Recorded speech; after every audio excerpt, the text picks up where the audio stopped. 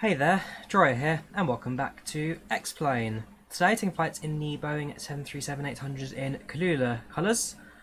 On flights from here in Johannesburg OR Tambo to Cape Town. Flight today about 2.5 hours. Should be a nice and simple trip for us today, and fingers crossed, a pretty good flight overall. Jump cockpit, sit aircraft up as per usual, and let's see where things go from there. Also, going to make use of a new mod today.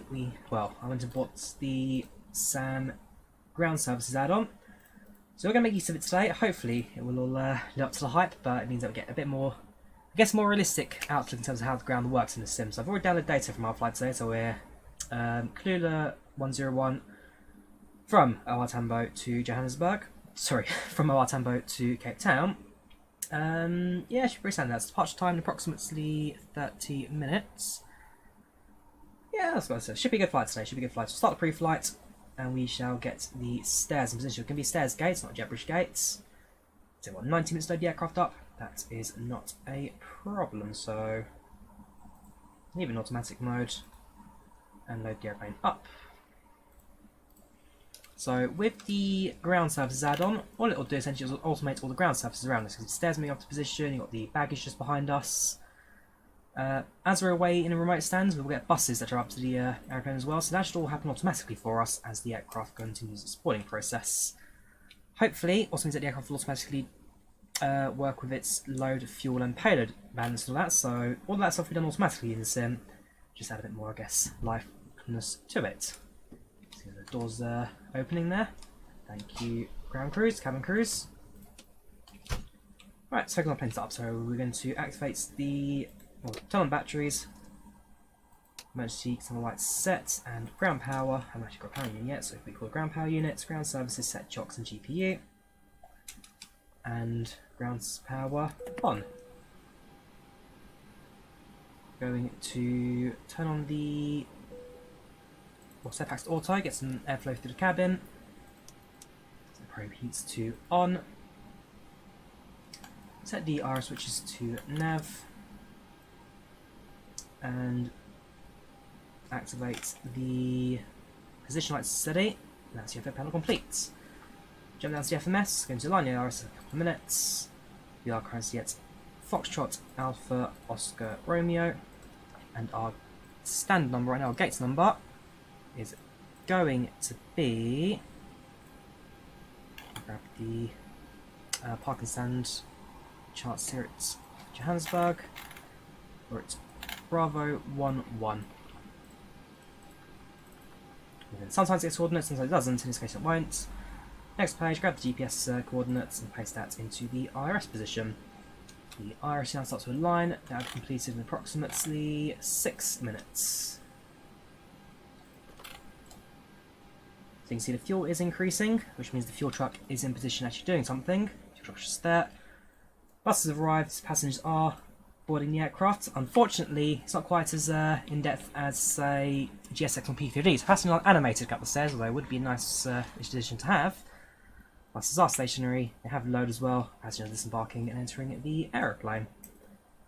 So it's not quite as advanced as GSX. I was almost seeing animated passengers as a future addition to the add-on, but for a first release, honestly, it actually is pretty good. The detail's pretty good, high quality models, services do change depending on the airport you go to. It is a nice little option that. So there's no need for me to set any of the payload weight or anything like that on the aircraft today, because that will run automatically via the ground services.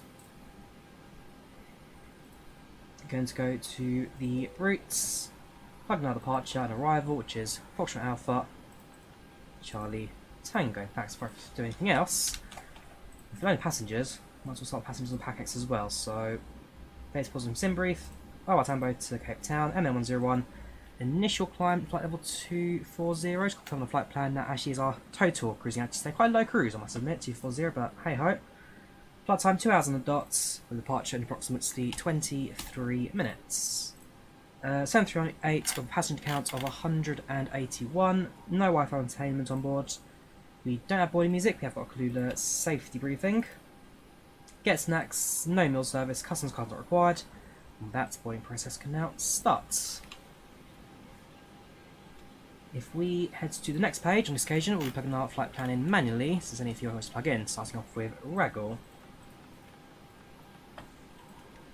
from Raggle, we fly the Quebec 10 airway to Charlie Sierra Victor, also known as comma separated values. Uniform Zulu 26 to DAS. The flight plan is complete. To be fair, well, it says cruising altitude 240, most likely will increase that to a higher altitude regardless, because that is a very low cruising altitude on our flight today.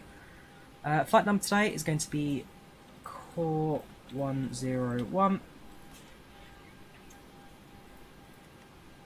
Pull our 0 fuel weight and so it goes through the aircraft. I'm going to wait a little bit longer before we do that, because the aircraft does need to be loaded before we do the automatic calculation, or we can just do it manually, I guess. So our 0 fuel weight is 60.073.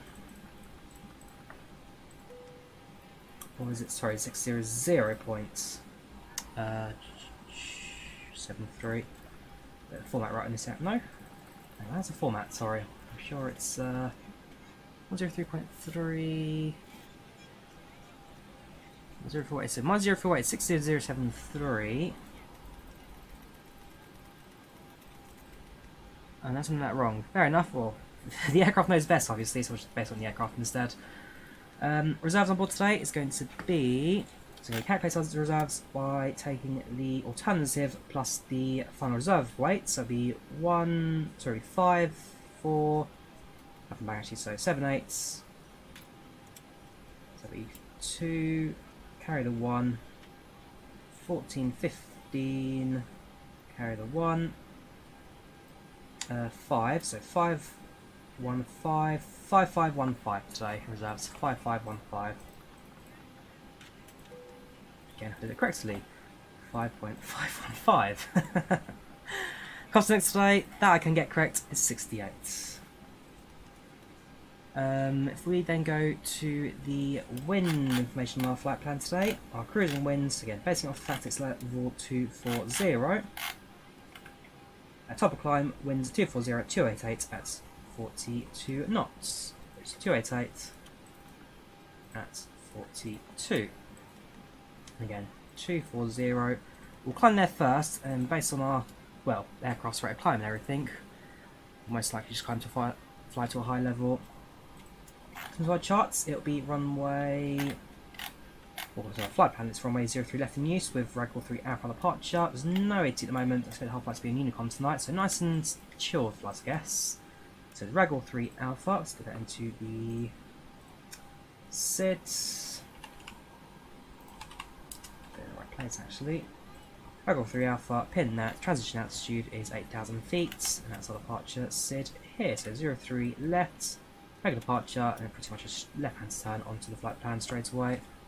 So 8,000 transition is set, N1 limits. Departure, so runway 03 left. Raggle 3 Alpha, execute that. That's 5 for takeoff. Centre gravity will set at 525. I'm setting the D rates yet.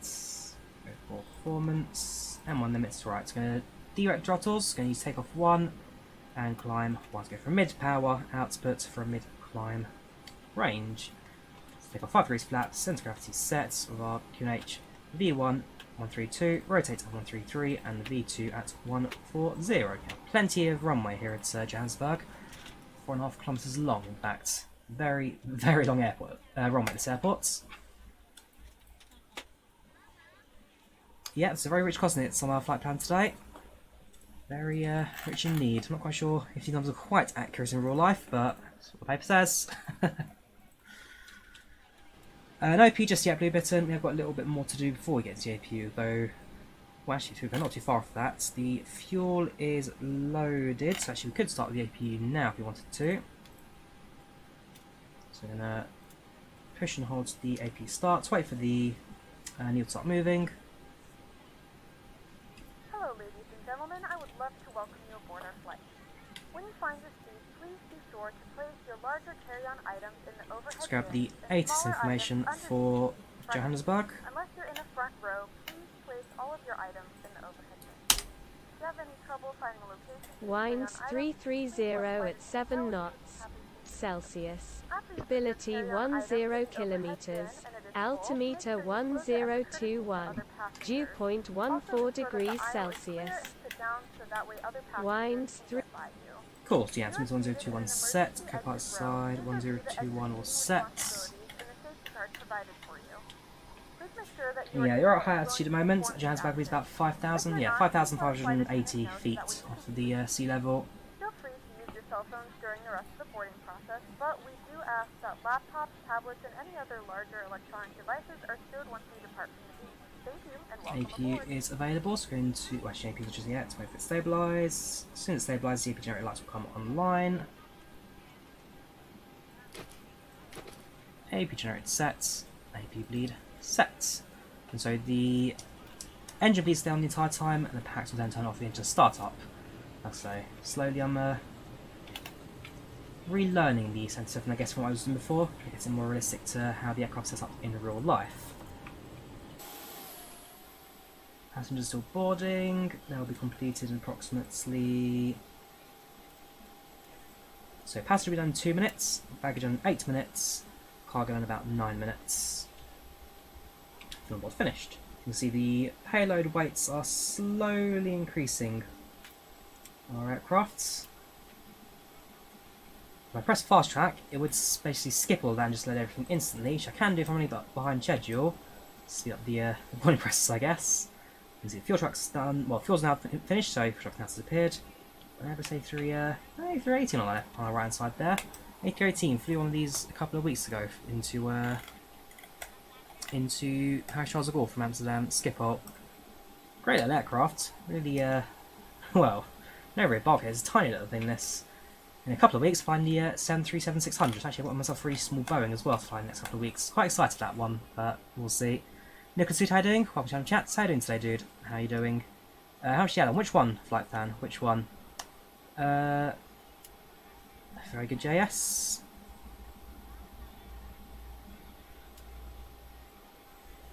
Zach's around Stansted. Yeah, no worries, Like I say, good luck with your side stick. Go enjoy it. Good bit of kit, the Airbus TCA. It's a good bit of kit. You'll enjoy it.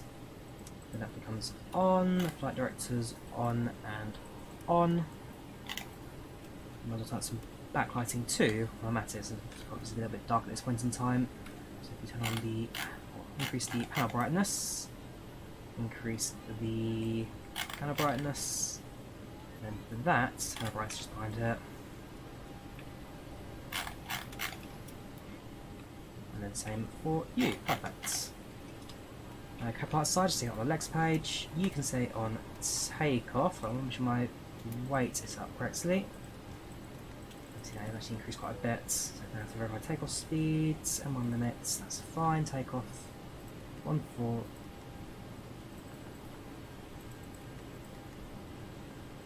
142, 143, and 148. That makes more sense.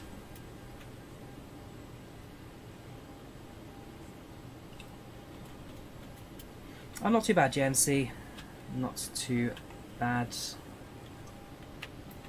Associated 2018 for some reason. And check your metal when you joined JMC. Thank you, just typed in the A318 incorrect or something in there. That's what usually happens. So I'm going to rotate, sorry, at 143, so we set 143 on the ice indicator. Initial climb, 8,000 feet, just confirm, sorry. Initial climb will be, yes, 8,000 feet. So yeah, just 8,000. And the VNAV, we can arm straight from the gates. Passenger boarded, thank you very much. Go to departure in about 13 minutes. Sam should follow along similar numbers for that. So passengers have finished boarding. Just waiting for fuel, or waiting for the baggage and cargo at this point. So baggage 8 minutes, cargo 6 minutes. So I probably will do, so you see the bus has disappeared, and we'll ready to push back. What I will do is I'll fast track the rest of the boarding process. So fast track that, when it's all finished. What I can then do is press start flight. Cabin crew, prepare cabin for departure. Now I'll start clearing up the surfaces around the aircrafts. So if we open the door, exit will secure, and the stairs will drive away from the aircrafts. Using Sam again, we can request a pushback. So from runway 03 left, that's going to be pushing back facing south. So we're going to use a better pushback.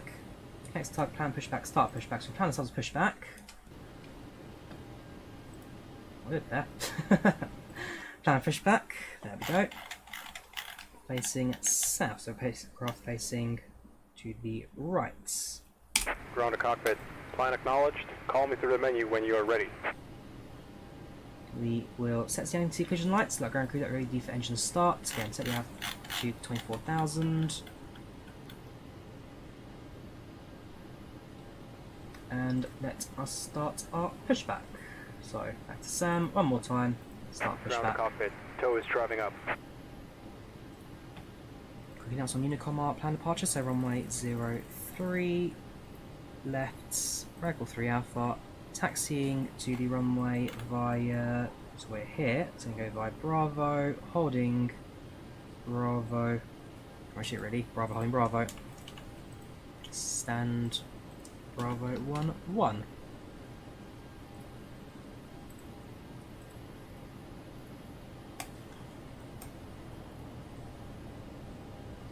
Accent, I'm from the UK. RHCP, I'm from London.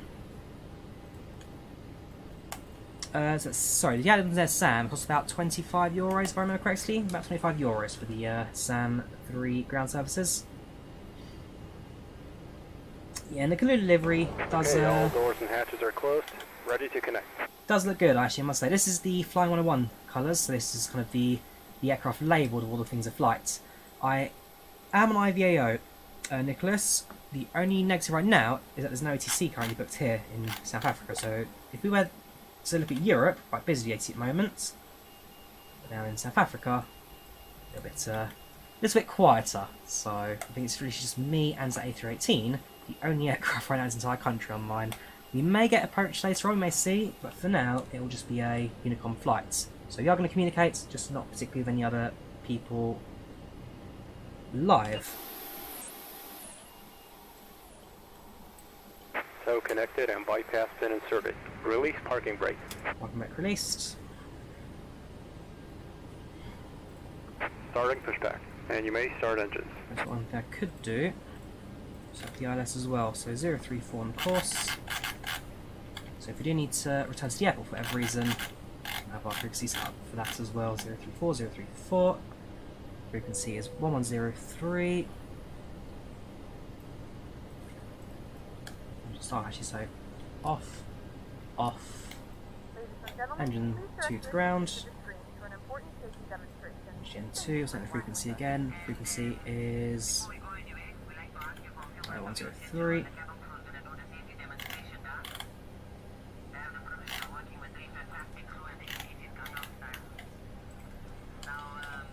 So watching the N2, so as it's 24, start the fuel flow.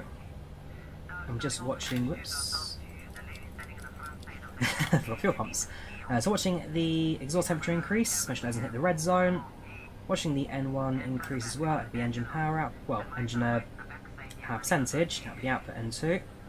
So watching the exhaust temperature, it's not at the red zone, we are good to go. Engine 2 fuel start switch is reset, engine 1 to ground.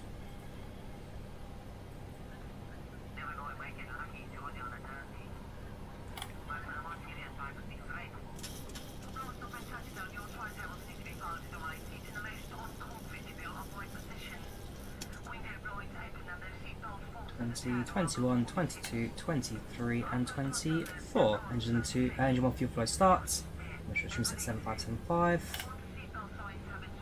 Pushback almost complete, so it's not quite as there's a bug with better pushback, it's not quite as accurate as it used to be, so we are a little bit off the centre line there, but hey ho.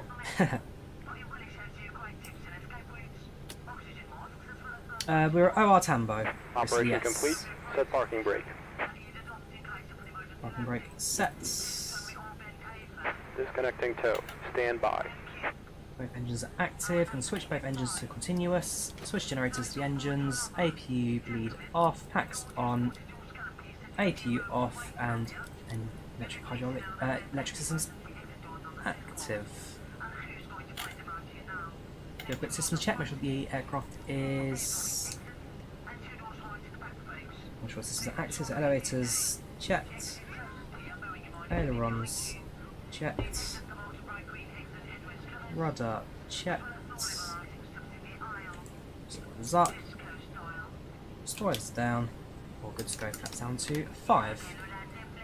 Jet takeoff brakes set. Announce our taxi intentions.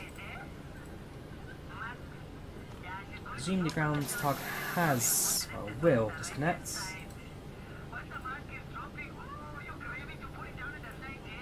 Turn the pushback, that's fine, hopefully. If not, just kill the plug-in. I wouldn't mind seeing an update to this add-on. It's a very good, I do like it, that pushback. It was the original click-in-place pushback mod out there. It's not quite survived one day, so I should kill the plug-in. Let's get going without any extra delay, so where are you? Let's push back.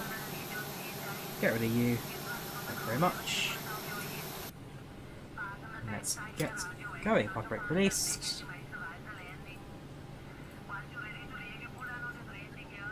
Taxi lights set. Let's increase our throttle. Push that back to the engines page. Let's get going. So taxi runway 03 left. It's not a very long taxi to the runway this occasion. It's going to be short. Chip down Bravo. 03 right on the other hand. That's about a kilometre and a half of taxiing, so I'm glad I'm not going down there. Departure expected about 6 minutes, so we're just a bit ahead of schedule right now. Which works good for us. We need to get to our destination. A couple ahead of schedule as well.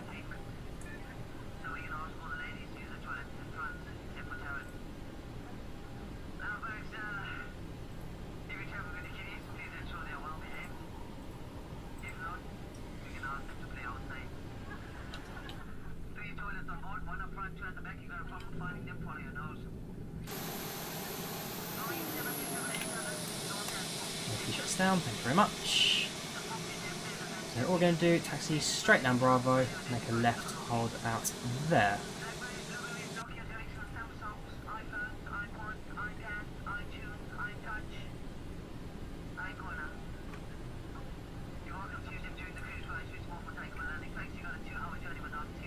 It's been a while, man. Josh, how you doing? Welcome back, hope you're keeping alright.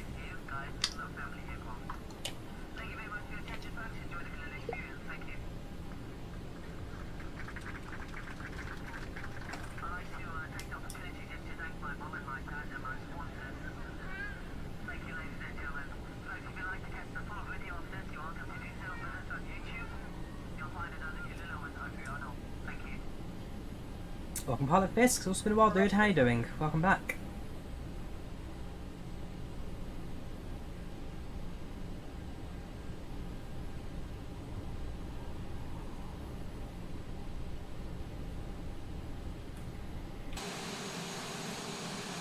Yeah, I really do like this livery on Kulula.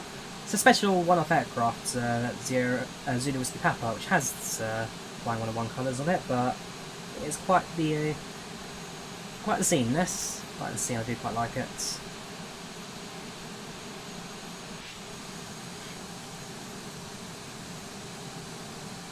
I'm not sure when we're up at cruise, chance to kind of explore that in a little bit more detail, have a bit of a laugh.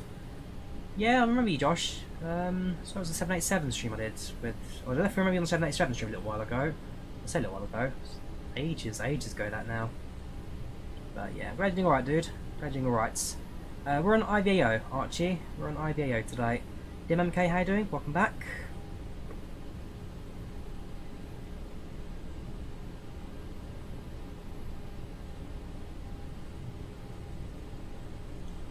And to announce our take attention as we approach the runway. And lights active. Strobe sets to the upper position. Going to turn on the transponder. So crossing the hard shot marker, we are now on potentially active runway.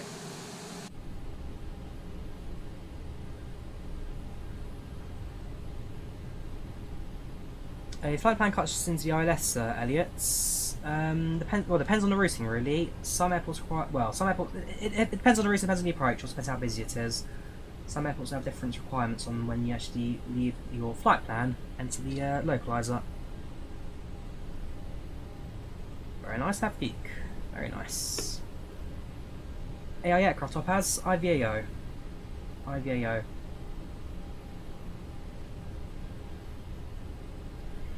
Right, it's going to start the chrono. So all the engines up. 1 and 2 stable. Let's have set. Well, M1 set. Sorry, not flex temp. That's or Airbus. 60 knots. 80 knots.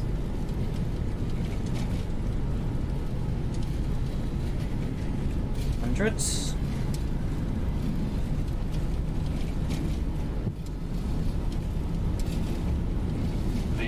E1 rotates. Positive right. Gear up. Gear up. Pitch up about 15 degrees and follow the flight director on the way through.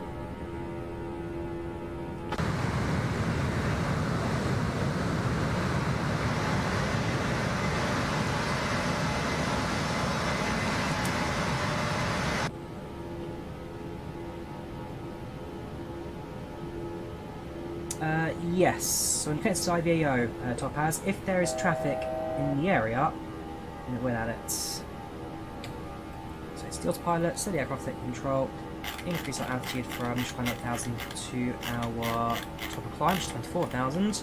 Again, subjects to change, 24,000 is very, very low. Increasing altitude. That's up to 1.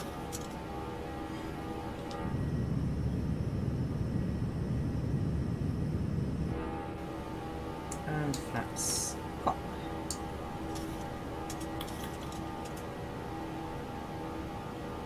We announce that we are airborne passing 8,000 feet.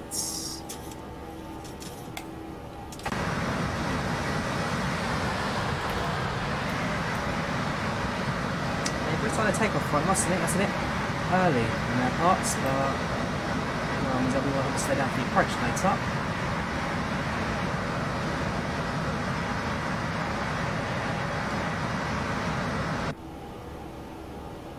Passing 8,000, standout altimeter sets.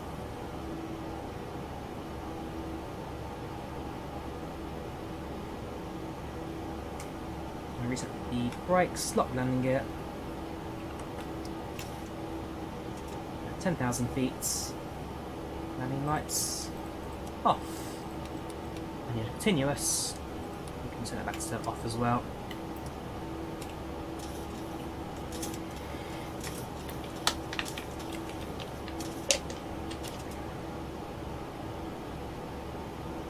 Latency for streaming. I mean, I do that all for OBS. And so many times my bit rate's 9,000 kilobits per second. Performance high, preset performance. I don't really use any latency because I don't really need it. I'm more connected to the local area network, the LAN cable, so nothing to really do there. Just behind, so the aircraft has departed. We're going to select the aircraft on the planet's fine. So yeah, really at this point in time, nothing much for me to do apart from sit back and let the aircraft do all the rest of the work really. Of course, monitoring systems throughout the flights.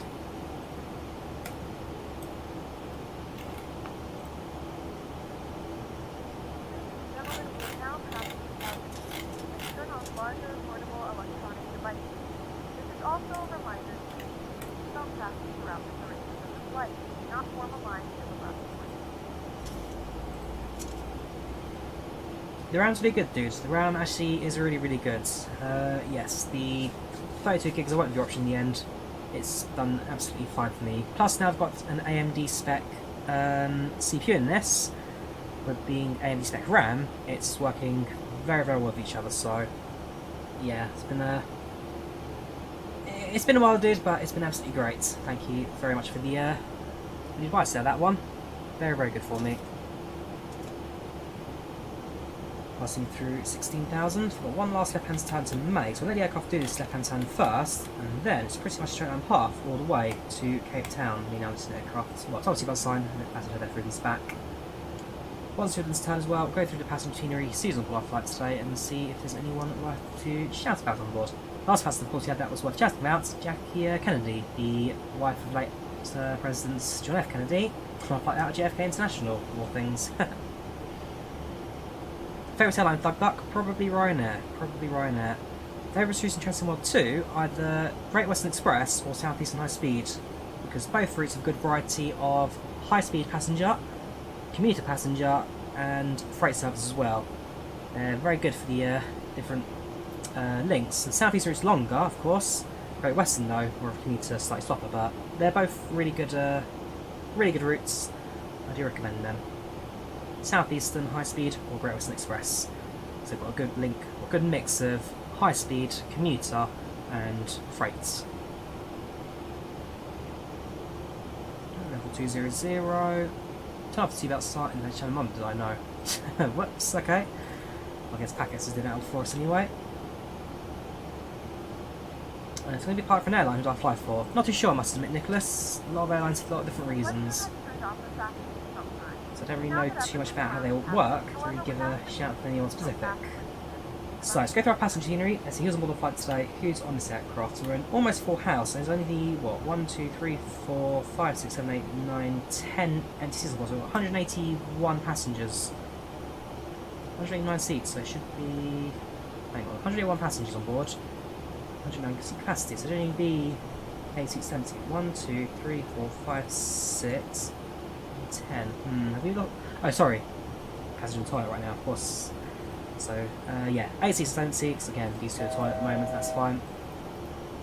Just, keep my numbers there. So, if you notice anyone, give us a shout on their stats. I don't think there's anybody I already noticed in this flight. I must admit I don't really know any South Africans. All the names on this aircraft will be South African origin. Or the majority will be at least.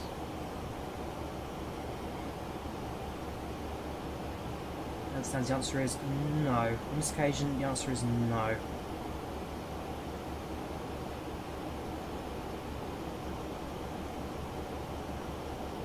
Nope, not today. Now, we're at level 240. This is according to our flight plan, the cruising actually this flight, level 240. Plan that's on level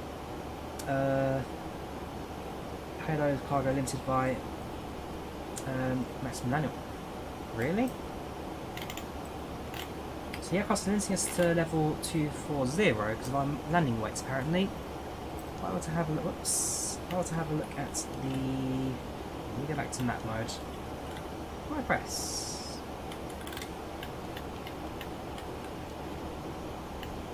What do I press? I've not seen this style before, I must admit. Oh, you press center button. Oh, okay. Interesting. You run this aircraft had this feature. Fair enough. Well, the level up at least. So if I was to look at my landing performance. So runway stations land on will be runway 01. So flying conditions dry, flaps 30. Auto air conditioning, anti-air speed off, brakes all. And landing weight.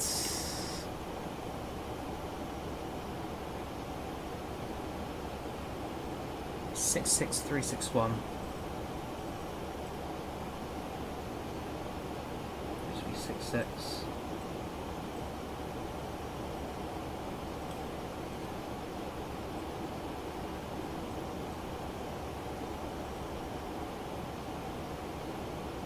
Okay.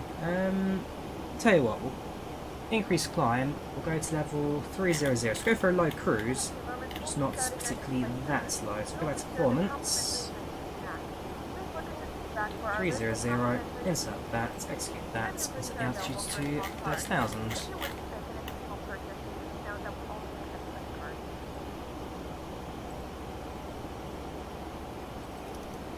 Set the nav. Should force the aircraft to continue its climb. This design's Concorde, I do quite like it. It's not perfect, it never will be perfect, but it's a very, for Microsoft Flight Sim, one of the very first jetlines on there, it is good, I do quite like it. Compared to that of the Relic Max or the Captain Sim 777 or 767, at least they put the effort into making an aircraft that's not too bad to fly. Yeah, the Braydock and the Captain Sim we don't talk about. So it's not perfect Concorde, but I do like it. I do like it.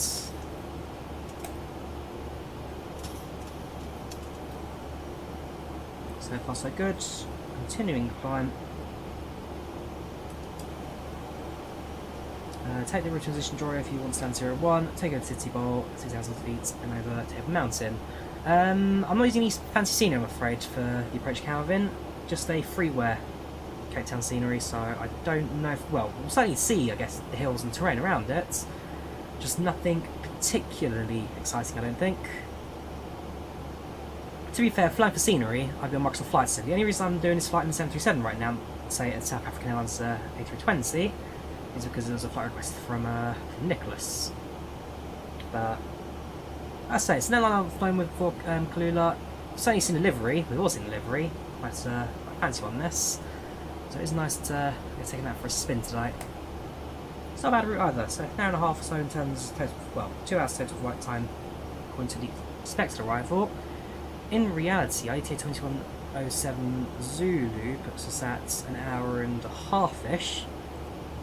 So, yeah, I think the flight, maybe the flight duration, more exaggerating it really is. We'll be landing quite early. So now approaching level 300. Wish that only was announced that we are increasing.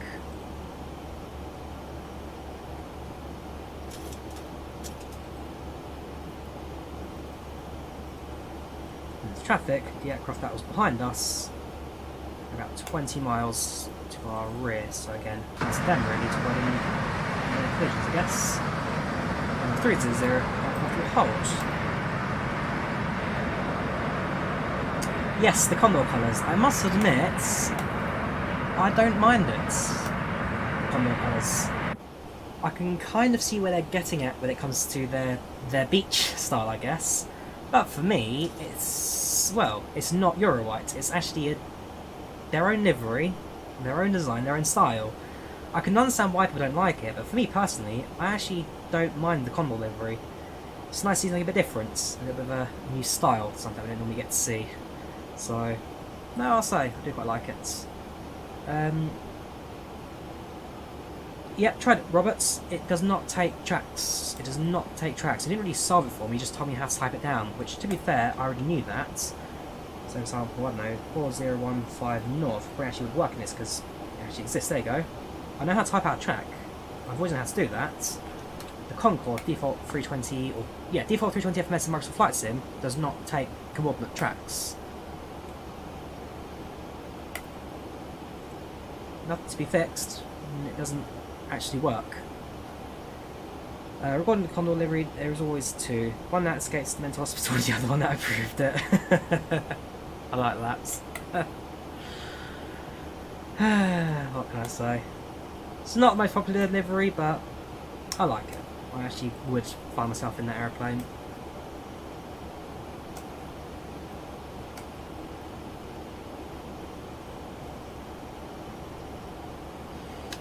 Which 737, Agent Dave? Which 737? Because it depends on which one you're looking at. Some are a yes, some are a big, big, big no. So it depends which one you're looking at. Have you seen your water throttle acting up, like increasing throttle on approach if your nav was on?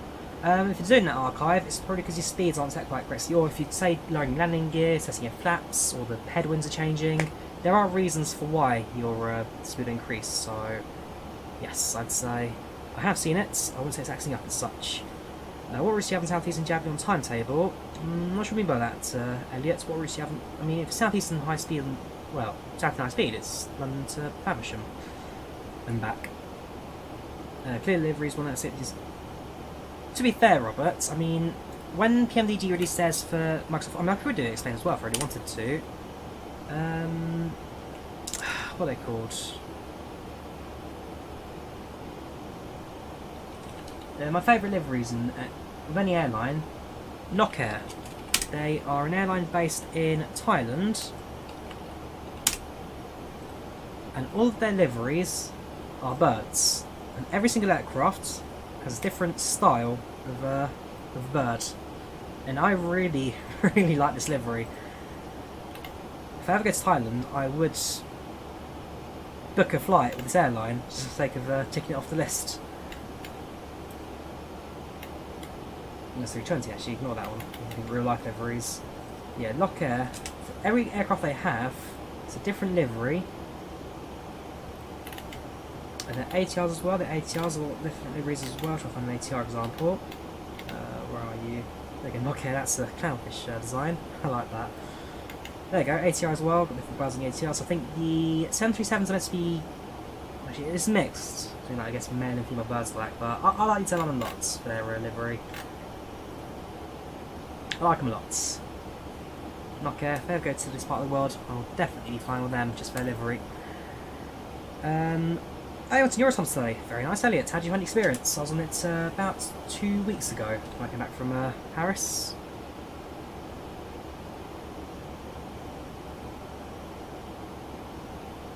Is it possible to fly the joypad? It's not impossible, Babar. It's certainly not impossible. Was that Q400, not ATR. They're Q400s. Bad liveries on them. Welcome, Patrick. How are you doing? Welcome to the channel. Welcome to the chat. How are you doing today, dude? Hope you're keeping alright. Oh yeah, it's MG8. Fantastic in aircrafts. I mean, fair enough. I guess in comparison to the A20, it's a similar length, this aircraft's a lot narrower. You find something quite sleek with the design of 73. Hence, the next time I fly 737, I believe it will actually be with, yeah, because my next flight setup is an A220 with Swissair, an A320neo VisaJet, an A320 British Airways, and then I fly with Tunisair. And so Tunisair, I will be flying in the 737 600, one of these. This is my next 737 flight in April, and I'm excited to say the least. I mean, there's no winglets, because again, 736 is quite early on aircraft in Boeing's life cycle for 73. Such a tiny little body this. Wings essentially the length of the entire view. I'm excited. So I'm flying with Tunisair at the end of April. Flying on the 736 out to Lyon to Gems. Very excited for this. I'm very excited.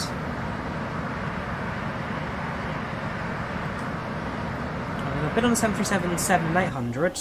I should have been on a 900, but because of, well, schedule changes, they changed to an 800 instead, KLM.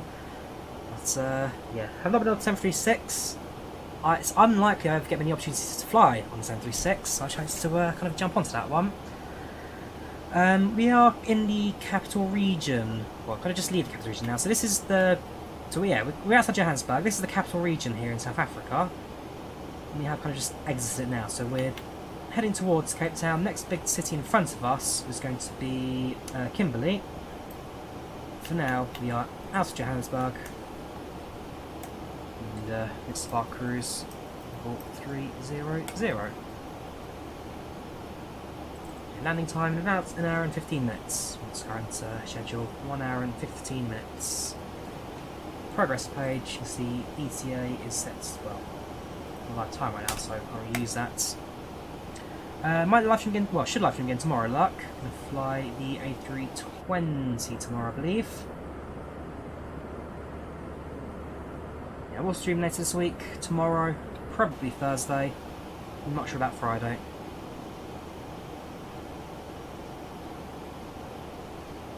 Just so you know, not running in Europe, 4 weeks ago, Kulula and Comair. Oh, really? Really?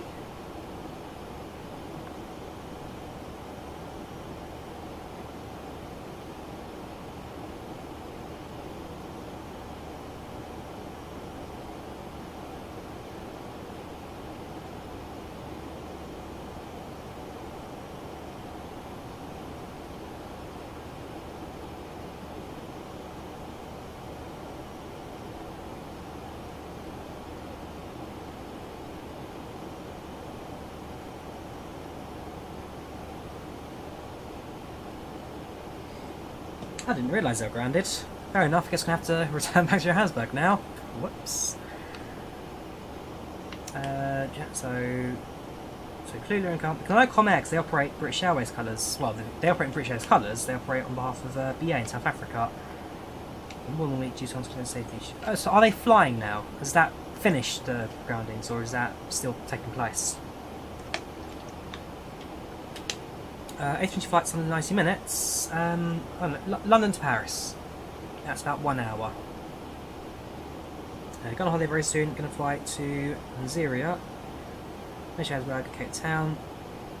You're the second person who said Nigeria, Nicholas, I must admit. If you told me the flight request you wanted was from Nigeria, I would have done it from Nigeria. Because if you go to the very beginning of the stream, someone else is like, actually to be fair, you say departure OR Tambo, so you'd actually request Johannesburg, fair enough, because it's flight 101. But earlier on when I was starting the stream, just before I pressed the start button, somebody else in chat was like, you know they didn't fly from OR Tambo, they fly from Nigeria instead. And I'm just having to double check, like, hang on a minute, I planned a flight, have I picked the wrong airports? But no, it turned out they fly from both Nigeria and OR Tambo, out of Johannesburg. I've had a panic there. Have I done this all wrong? Yeah, it's not too bad. Flying with a joystick right now, Babar, not so much. Well, yeah, joystick, joypad pad sensitivity. I'm going to show it to you. It wouldn't necessarily be the same for you because it's different per system. Yeah, my sensitivity is 50-50 right now, the Thrustmaster Warthog. What train is my favourite? In the UK, it'll either be a class 390 Pendolino, 395 Javelin, or any network train. 390, 395, or networkers. The operators again, everyone's are happy. I can imagine that. In that 1 week, every other carrier had the. There you go, right. I messaged the guy who works at British Airways. Yes, so they do still operate flights in South Africa on behalf of BA, and yeah, they did return that service a couple of weeks ago.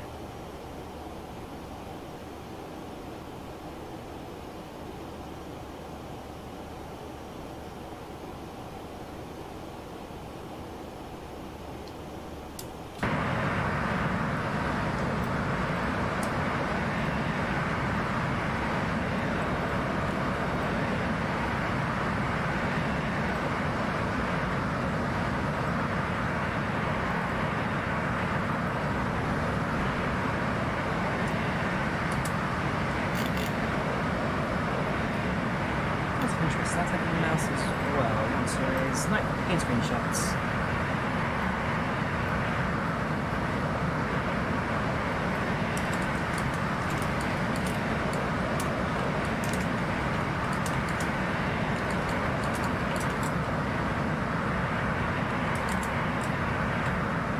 Also, actually, while you guys are here as well, Kulula, they also use the Comair call signs. That's another thing I noted out as well. If I look at Kulula on Wikipedia, I mean, again, probably right, could be wrong.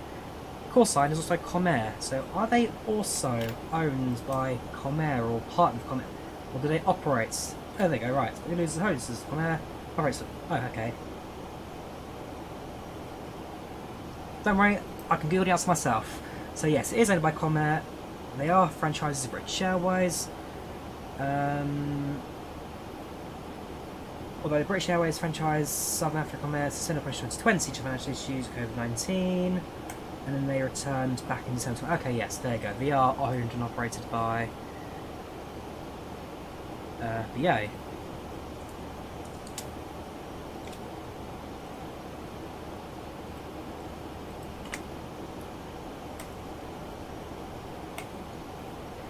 So Comair is the owner.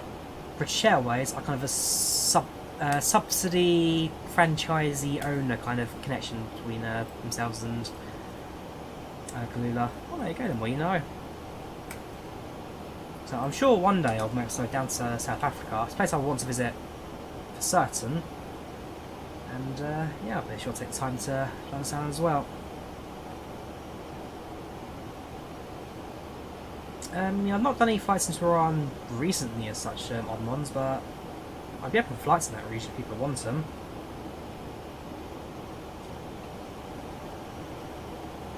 some point, what we need to do is we're going to program the, well, forecast the arrival into destination. So, flight level 100, check the correct order inside, right, clear that. So level 240, well, no, 30 now, should be the altitude 300, level 200, and level 100. When it comes to the winds, top percent, we are looking at. To be fair, the highest it goes for us. Oh no! Okay, 3120. We can do 310 available. For that, it's going to be 266073. 200 is 265 and 58. And at 10,000, 275 at 30.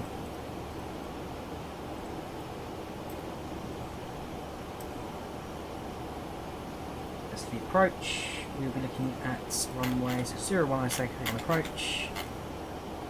On the Erdas 1 Alpha approach, so that's 01, Erdas 1 Alpha, inserts that. They should just be quite nice on the flight plan, so we'll go to plan mode. Zoom in. Step, step, step, step. Interesting. Yes, that's fine. So yeah, so step, then go vectors. So Charlie, yeah, so then vector ourselves into the right hand turn there, and then put it to the minus path, that's fine. So some manual work needs to be done. So I could even do. We're now 240.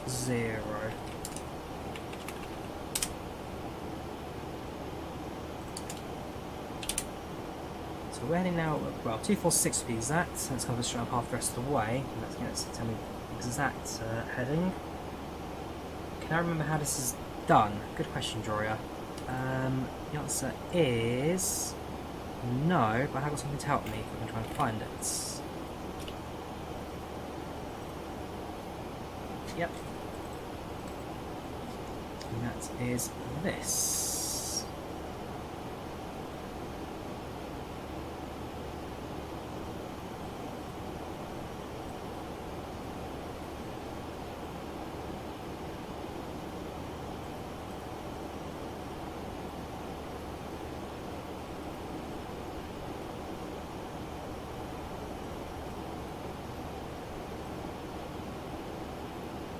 Those are radial fixes, those are the approaches. Somewhere.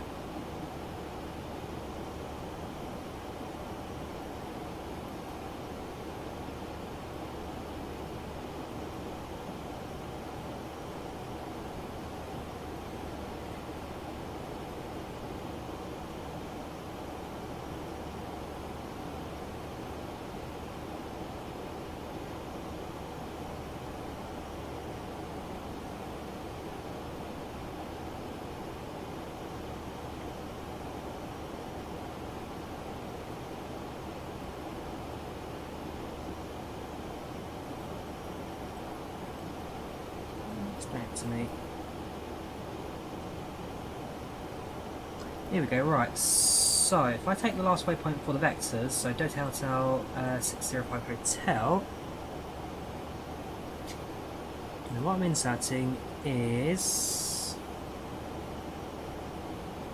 the heading and the mile, that's it. So if I enter a heading of, it's going to be 50 degrees to the right of 246, so 246, and you'll be heading around 340, I'm always going to head north for that point, so I'll say 00 at, say, miles, inserts that here, let's keep that, and what we should hopefully now find, if I've done this correctly, I've probably done it horribly wrong. Okay, back to the drawing board. That. So step, step, step, step.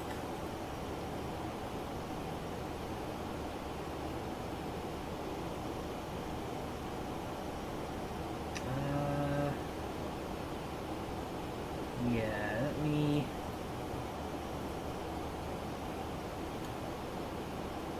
we'll delete that.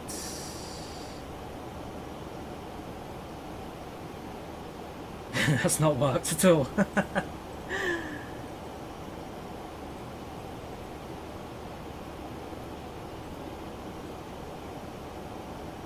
Unless I'm just being stupid, which I think I might actually. No, hang on, I can't be, because that should be taking us 10. Well, 10 miles is fine. But the heading. Hang on, let's try. Okay, let's do this wrong. I'm very sure it's the heading followed by the mileage. So, okay, leave the vector point. Hang on. So that's 010, 50 miles. Insert that. And delete the vector. Oh no, that is correct. Okay, no. Hang on, I'll erase all of that. So, one more time. That's 010. I actually want to be going heading of 350. That's say 50 miles. Which comes up position and intercepts the. Okay, we'll erase all of that. And just start. So -01. That's. So I'm not an expert at the 737. I don't know what I'm doing. Just say that for now, and then that one. Entry for any approach. So approach -01 on the alpha. Yeah, that'll do. That'll do for now. So we'll just do a manual vector at that point to get us onto the glide slope. I'm sure it's because of the vector point there. You are right. It's basically I'm sending a vector into a vector, which obviously don't do. So it's just me being dumb and not doing it properly. So I'm not an expert at 737, but I'm slowly down the system. It's getting there. I do have enough graph Calvin. I've had it for a little while.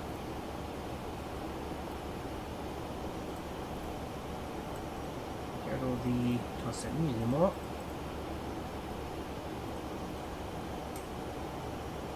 Charts, runway 01, and that's start, /1 alpha, and that's. So yeah, that time there, we should just vector it ourselves, that's fine.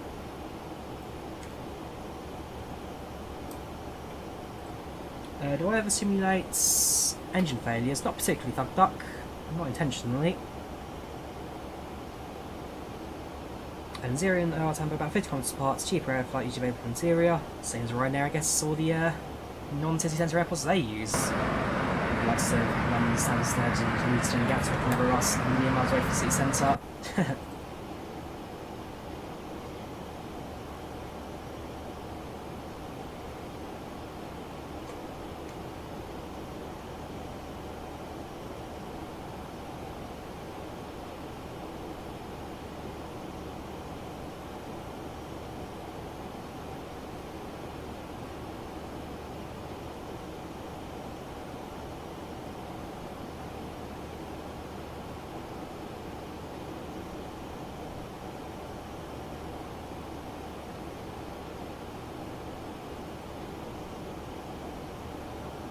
So at this point, so we are now say mid-cruise, we are about 30% of the way there. Made good progress, ETA about 1 hour to landing. Flying for half an hour. So yeah, third of the way there, making good progress so far.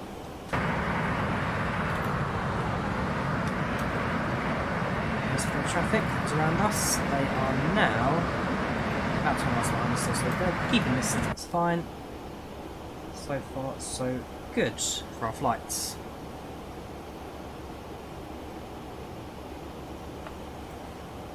As for passengers, they are currently looking at, well, decent satisfaction at 6%. Seatbelts on and off, I presume. Seatbelts off, on. Yeah, that's fine. So seatbelt signs off, looking good. As long as passengers are happy, that's the main thing at the moment. We've got 1, 2, 5 cabin crew on board our flights. We'll just have me as in our trip. 2 seats at the front for cabin, 2 at the front, 3 at the back for cabin crew. Cabin pretty good. So yeah, making good progress at the moment. Making good progress. Do I prefer Airbus or Boeing? I mean, I'd say I probably like my Boeing aircraft on ones. A bit more, I guess, hands-on, more for you to do. And as a result, just supposed to keep you occupied. But yeah, I like my Boeings. I like my Boeings. Right, I'm going to take a short break. Be back in about 10-15 minutes. So make a short break. Back in a moment.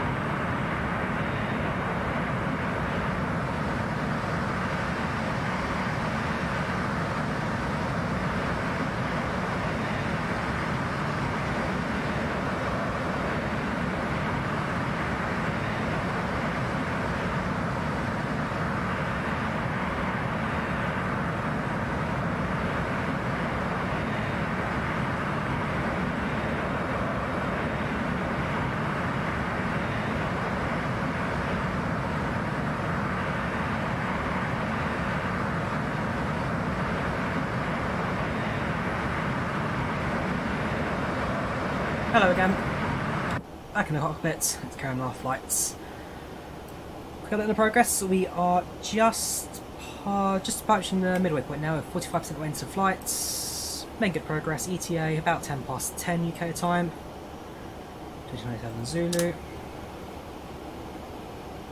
Making good progress. Making it good progress.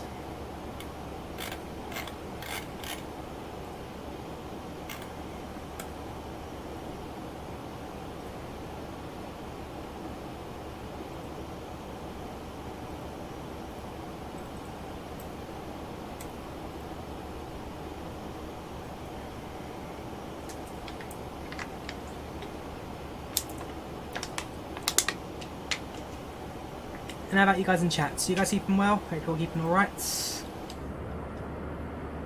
I imagine it's not quite the cabin of Kulula in real life. Don't think they've got quite the seat back entertainment or first class at the front. Apart from that, still 738, still doing a fairly safe, fairly job on our flight so far. A little bit turbulency, a little bit of wing flex on the wings, but making good progress along the mid of South Africa. So we're now about halfway there, slowly approaching the southwest coast of Cape Town. Not too bad for us in South Africa, which we stuck a little hourglass circuit. We've already done Johannesburg to Port Elizabeth, then Port Elizabeth to Durban, which is King Shaka Airport. King Shaka was done there to Cape Town. That's quite a fun little flight. That was in the Shaka. What was that again? A320 in South African Airways colours. The other one was a CRJ. This one. This was a this was a CRJ 700.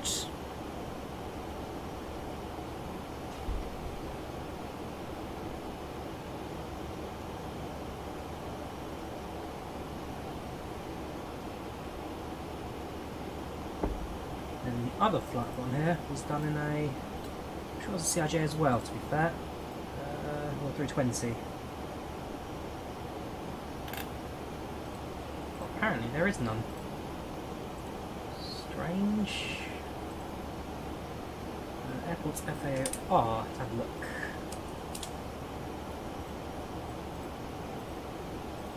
Well, very odd. I'm sure I've definitely done a flight on that leg. Recognised it on the flight. For some reason, it doesn't quite recognise the strip. Oh well, not the end of the world. So our flight progress at the moment, that's what we really care about at the moment. Is XP11 Microsoft Flight Sim? Depends what you're looking at, Philip. Depends how you're looking at it, because there are some bits that Flight Sim do better, there are others that XP11 does better. So it really comes down to what you're looking for in a Flight Sim platform, and which you would then say is better than the other. And then very different platforms XP11 Microsoft Flight Sim. Both have a very different focus on different parts of flights. X-Plane focuses more on the actual flying parts, Microsoft Flight Sim, and also the scenery you're going to see on the way there.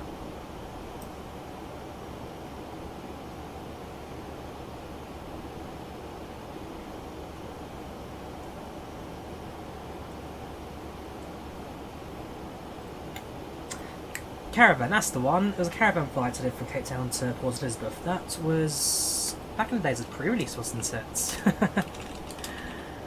Yeah, that's going way back. Here you go, Port Elizabeth to Cape Town.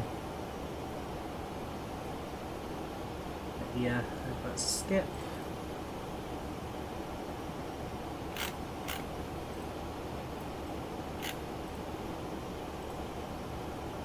Yeah, let's go. Cape Town, Port Elizabeth. Can't remember which airline this was. I flew with 4,000 views. It was back in the sim when I was, well, first out.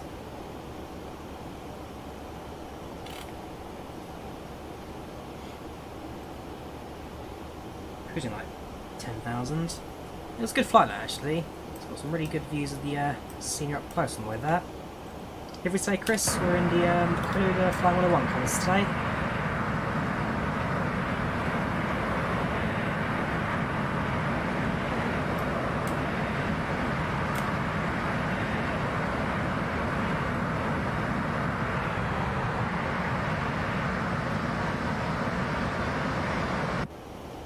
787 250 certainly could do at some point odd ones. I mean, I have got quality wings. Sorry, I have got the Magnite 78 as well as the 7310. Sorry, 7810 on the Microsoft Flight Sim.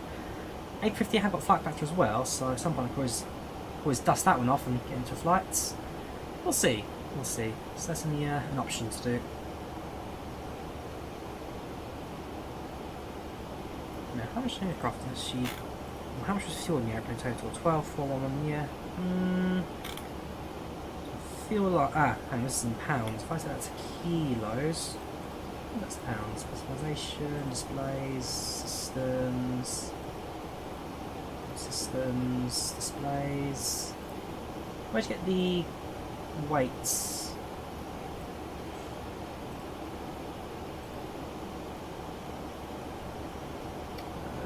What is it going to be under? Not realism.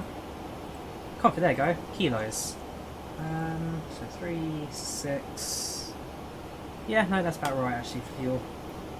So we have both a really low cruising altitude and a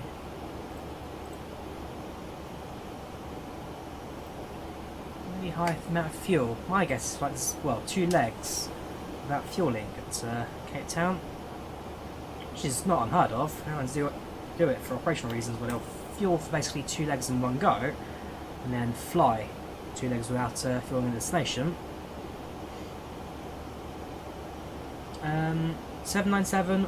So I see we'll get it one day. But well, it's set to be a middle of the market aeroplane.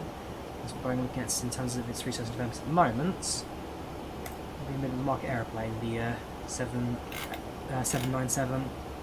But that's not for a few more years yet.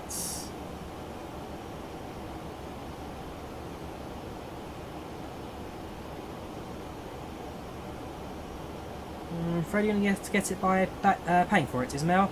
Don't even quite get to get gifted for free, unfortunately. Not something I think anyone's going to jump up and do at this point in time. You never know, you may get lucky one day, but unfortunately, dude, it is unlikely. But 40 or so minutes to landing, top of descent. It's marked top of descent, just as we get to that knock-off waypoint ahead of us. Top descent in about half an hour. Point 30 minutes to top descent. Very not a problem. If you use Control M, you can cycle through different data points the aircraft. So this is only element wind data showing the element wind delta knots showing the wind as the airplane assessing positions along the surfaces.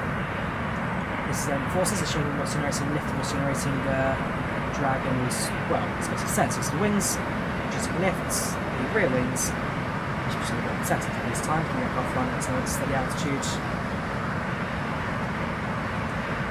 If we look at the streamlines, you can see right now, you see the around the aircraft, a little bit shaking due to some actual turbulence, apart from that, pretty stable around the wing. You can see the angles do bend slightly around the wings with them. They're getting affected by different angles around the airflow. Let's see, all the stuff is fixing the aircrafts.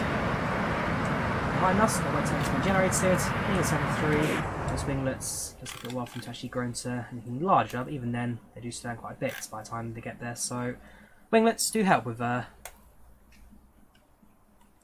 weight turbulence. We've done with microbursts, nothing really at this point in time right now.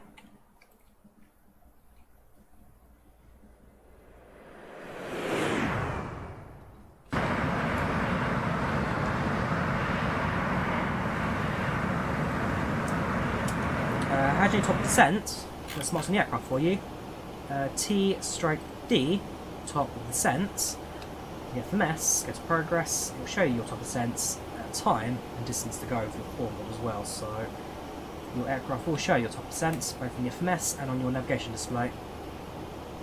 77 original man, it's been a while, dude. How are you doing? Welcome to the channel. Welcome to the chat. Hope you're keeping alright.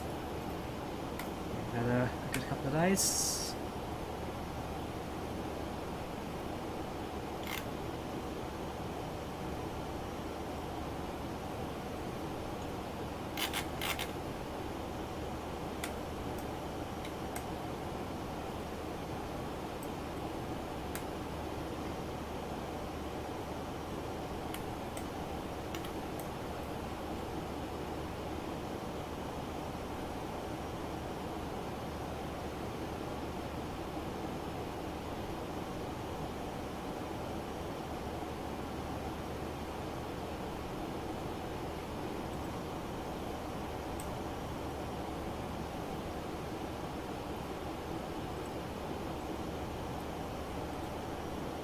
Gonna do an ILS approach today, old mons. Going to do an ILS approach today. Tried an ILS approach last time to La Rochelle. It did not go so well, so I'll stick to what I know.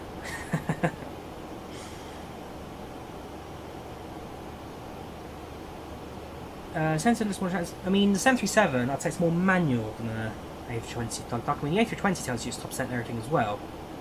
All modern aircraft do it. With the Boeing, because there's less automation on the input side of things, with this aircraft they can do winds automatically, loft data automatically, all that stuff's done automatically. For the pilot, you just plug in your route and going from there. With the Boeing, requires a little bit more manual programming to get the aircraft to the level it needs to be at. So, yes, 737 I guess is more interactive, only because there's more for you to actually do, because there's less automation in terms of the actual inputs and setup of the aeroplane. Yes, I believe there are 737s that fly into Cape Town. Get actually a list of all the flights out of there. Let's have a look. Schedules, Cape Town, and then 738, 734. So you got BXO, and then there's also airlines. It's going to be a whole lot. Okay, right. So British Airways flights, BAW. That's going to be Comair. CAW, that's going to be Comair and British Airways colours. You've got Kulula, we're in right now. KQA, that's going to be Kenya Airways. Kenya Airways fly out of Cape Town 737s. Safar Air fly 737s out of Cape Town. Safar Air or South African Airlines, sorry. SFR. No, Safar Air. Yeah, SAF Air. That's it, SAF Air. So you've got SAF Air, Kenya Airways, Kulula, and Comair and British Airways colours that fly out of Cape Town and 737s.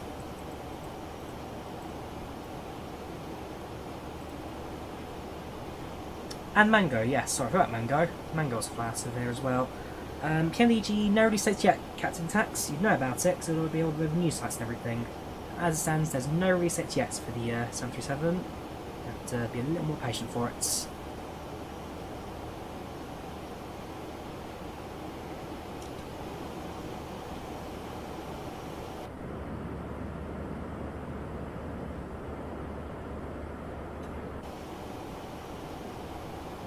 we've already programmed our approach at this point in time. We're looking at around 25 minutes till we hit our top descent.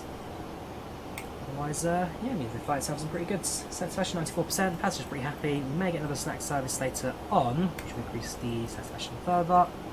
But for now, pretty standard stuff here in South Africa. I guess the benefits of the X-Plane as well, screenshots are easier. Shift space, take screenshots, there's no requiring me to crop anything on the old desktop side of things, so stick straight into Volanta. So if you go on Volanta, I've got a few screenshots slowly making their way into the scenes. What's that one? Very nice. Yeah, you got lights down below. It's very scenic, South Africa, so if I ever go here one day, I definitely take a cross-country flight. One, to get the scenery, and two, I guess see a place outside of Johannesburg, Cape Town or Port Elizabeth, probably the most likely places. Could do Durban, but I think the other side of the country would be a little more interesting, I'd say. Let's go down here, at the southernmost point of, there you go, we're going to be Cape Agulhas, which is the most southern point of the African continent. Stop, it's hard to go down there.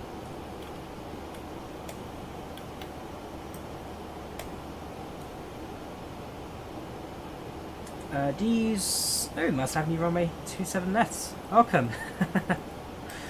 Do you don't have to your flight? Use it entire flights. Mason Avenue, use it the entirety of your flights. The only time you don't really use it is when you're just taking off and just when you're landing. If you look at the very start of flights, I even activate the LNAV almost on the ground because the first thing we do is go straight to the LNAV. So the answer is yes. LNAV will pretty much be active the entirety of your flights. Playing Lugano Airport, you can do some flights out of Accra or some Wentz William. The flights are on the way. Does Kumasi have an airport? I must check actually. So the guy I work with, he's from Kumasi in sorry, Obuasi. He's from Obuasi in Ghana. Sorry, Kumasi has an airport. Obuasi does not. And there are no flights out of Kumasi, fair enough. Yeah, so I'll probably do an Accra flight at some point. I'll take it, there is Thursday flight in Ghana. What flights from Accra to Sekondi Takoradi? I'm sure the airline operates. It's two airlines operates, AFW and DIG. Operated by African World Airlines and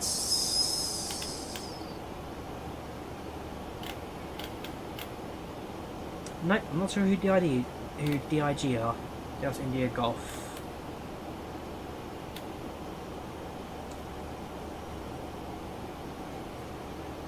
DIG 126. Have a look for a flight number.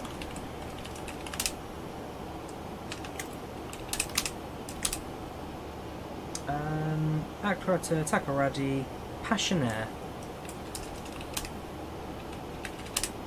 So you've got PACX for a Ghanaian domestic airline, and then you've also got African World Airlines, who are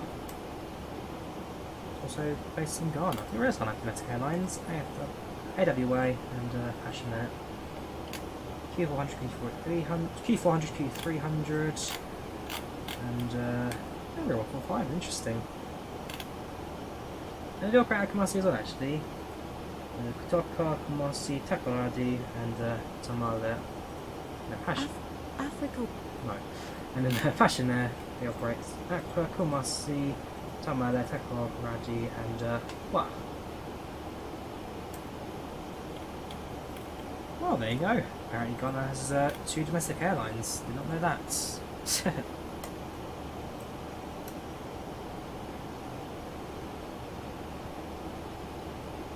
Well, if I forget to Ghana in real life, I'll be sure to try and get a flight on both of them. Probably just connect, well, Accra to Sekondi or to Kumasi.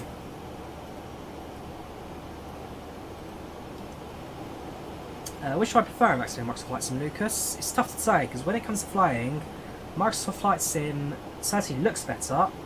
Ooh, crowdy all of a sudden. Microsoft Flight Sim certainly looks better. X-Plane feels better. Both are very different platforms for to achieve. And yeah, it's difficult to say. It's difficult to say. Which scenery Tom was looking for? Which scenery? Very crowdy all of a sudden. Let's see if we can try to get a meter. Let's have a look. Meter at Cape Town. So let's night spots do the magic for us.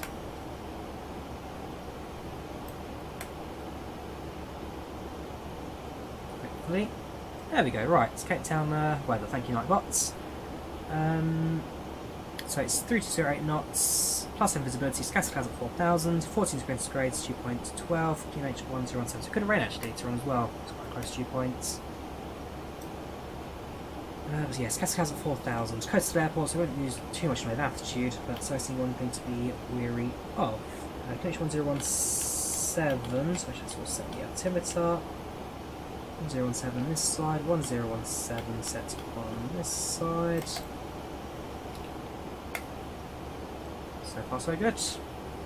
Performance wise, X-Plane's by far the best performance simulator out of two, Lucas. X-Plane is a lot smoother to run, less heavy GPU.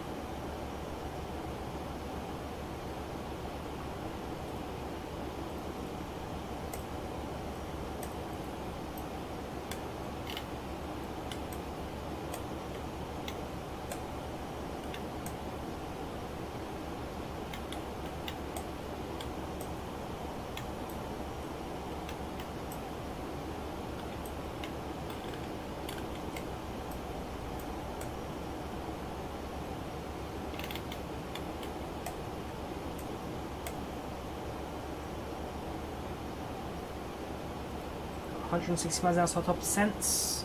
Under 20 minutes until we start making our way down to land. 20 minutes descent. Ground textures and hills, this is default X-Plane Topaz. This is default X-Plane scenery out in South Africa.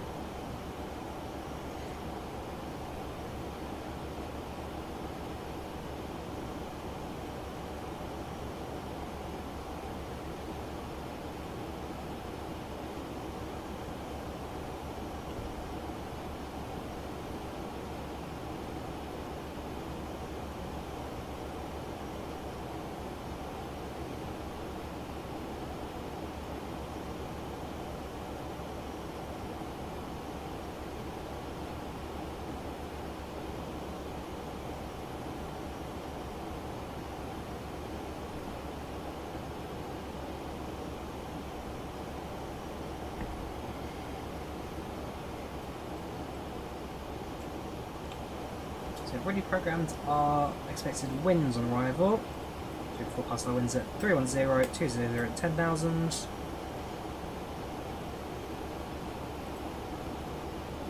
Progress shows top percent of 56. It's 36 minutes to 20 minutes to top percent. And approach will be via 01 on the Dark 1 Alpha arrival. Yes, that's how top percent works, Topaz, but we won't reset the MCP altitude until we get closer to top percent. Doing it right now would be, well, way too early. And likewise, we won't be setting it to 0, rather we'll be setting it to our inset altitude, which is going to be on the glide slope, and it's 2,000. So set to 2,000, and it's the glide slope, which is the 3 degrees down towards the runway. If we miss our top percent, it's counts 3,000, should be our approach altitude. The arrow coat has got some well, it's got a few hills on both sides of the runway. It's got to be very careful about those on the path down. Table mount on our left hand side, and then just looking all around side there. So about 1,700 peaks, 3,500 peaks on our left. So actually be below the mountain altitude there quite quickly.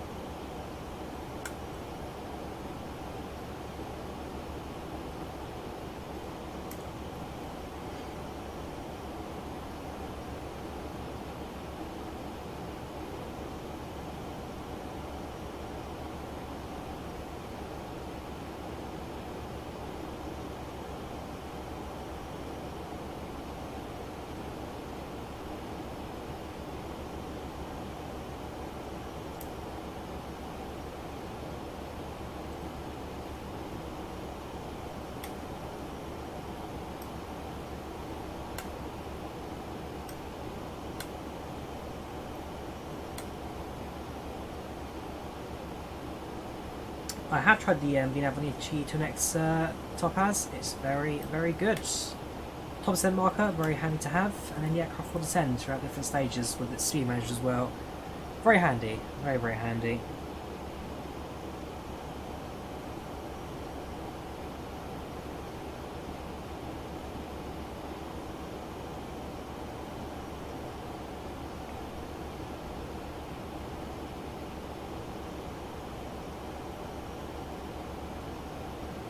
What's up, FlyLive Henry? Why do you want banning for life? You alright, dude? What's up?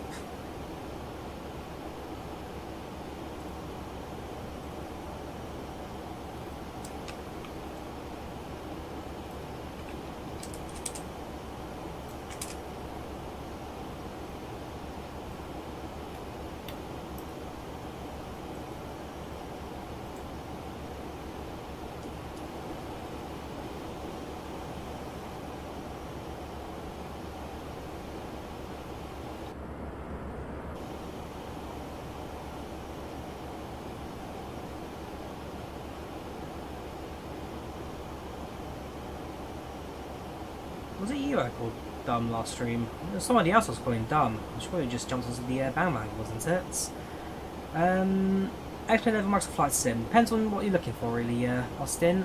X-Plane says for how it feels. Microsoft Flight Sim for how it looks. And also, I guess the Cybermod 737. It's a very, very technical aircraft. Very, very well done. So much so, I barely understand it, to be fair.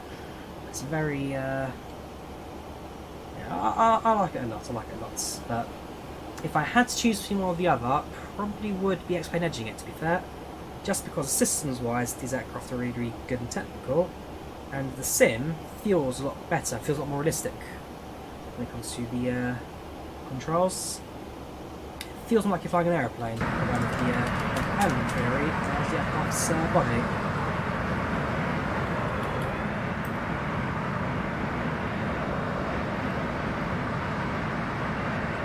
So yeah, if I had to choose, probably would be X-Plane.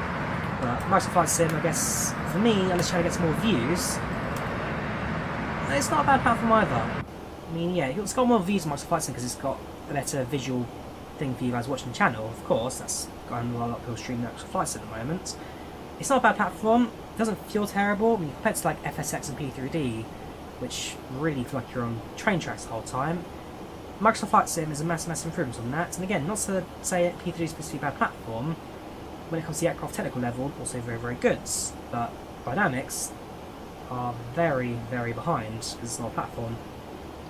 So yeah, Microsoft Flight Sim certainly is the better looking platform, and it's getting there at technical level. When you look at the aircraft like the Flyby 320, the CRJ from Aerosoft, they have got technical ability, it's just a case of waiting for it to really expand from there. X-Plane already has that, and again, X-Plane is a more defined platform. It's been out for about 10 years now, coming up to 10 years. Well, XP11 at least, X-Plane's been around since the 1990s, so it's been an ever-evolving platform. Microsoft Flight Sim, for the most part, a fresh start, so again, it's finding that balance really.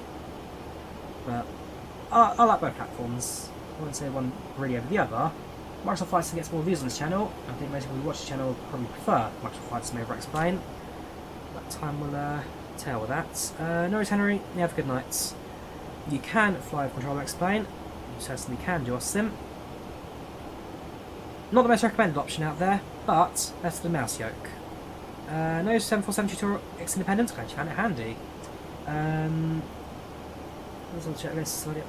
Yeah, very good, dude. Glad you found it handy. Always appreciate the kind words. Springbok. Hey, there you go, dude. Flying Kulula, so special to you. South Africa. Very good, dude. Yes, flying Kulula today. How are you doing, dude? It's been a while, man. Keeping alright. And of course, going to the 5101 with the Flex Airline. This is what we all know and love.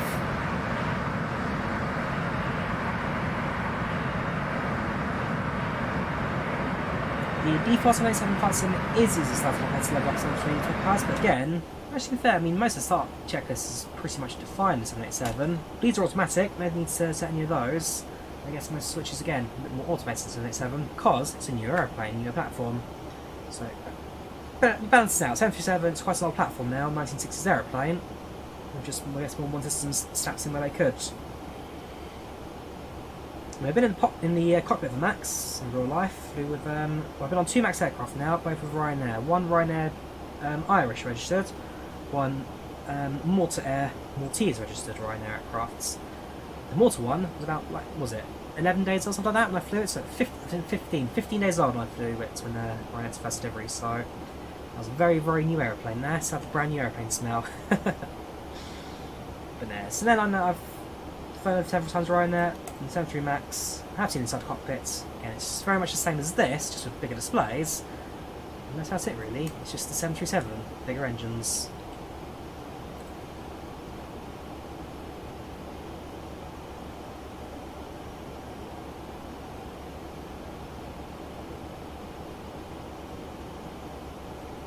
Yeah, the ILS approaching landing on Microsoft Flight Sim. Yeah, so as long as it helps you, dude, then well, I'm glad you found it handy. Keep practicing, keep at it, and well, you'll be expert in no time, dude.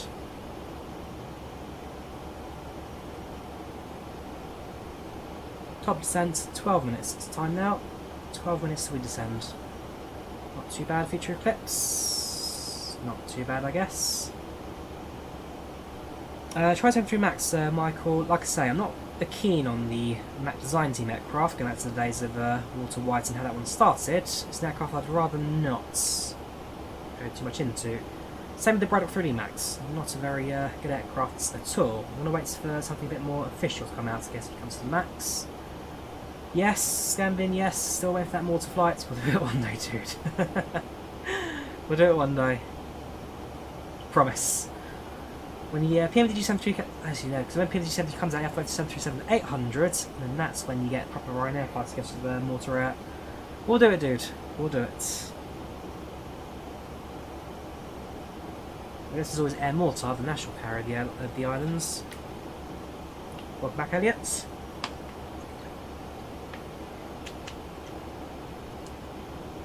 $80 top percent. 80 miles.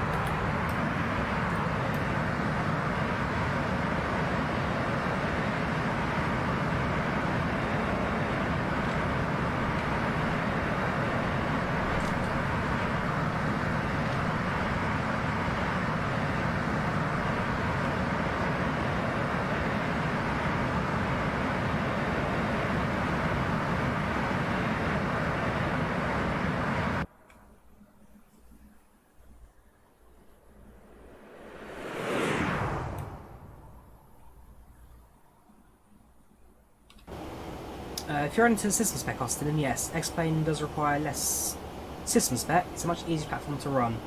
Also, compatible with Linux and macOS, unlike Microsoft Flight, which is Windows only.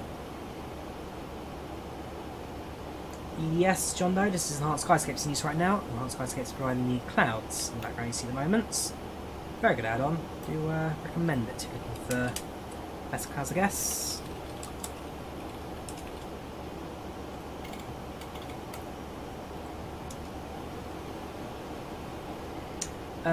Similar to Zybo Nate. So the LevelUp 77 does make use of Zybo systems. They are making use of Zybo for the panels and gauges and systems and tablets. But LevelUp are, I guess, upgrading it kind of to add stuff on top of what Zybo mod's already done. So it all fits into place. All fits into place quite nicely. Top percent flight fan. 10 minutes this time now. 10 minutes to the top of descents. Ah, okay, so the other aircraft on the ground at OR Tambo, they're flying towards Windhoek in Namibia. Yeah, it was quite similar time to us, in there, just kind of before us, even just after us even, I think.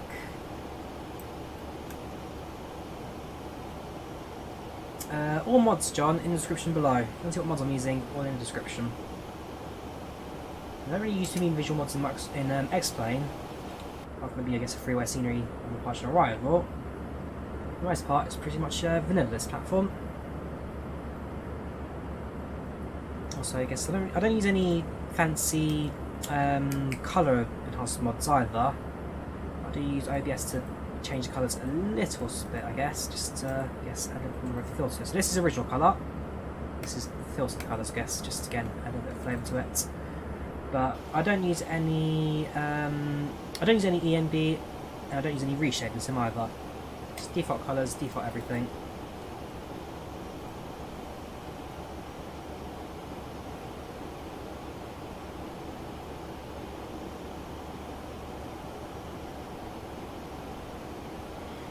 Which is better, Nates? Again, down to really what you're looking for in flights in an aircraft. If you want one that's more visually appealing, the LevelUp. If you want that's more physically appealing, then the Zybo.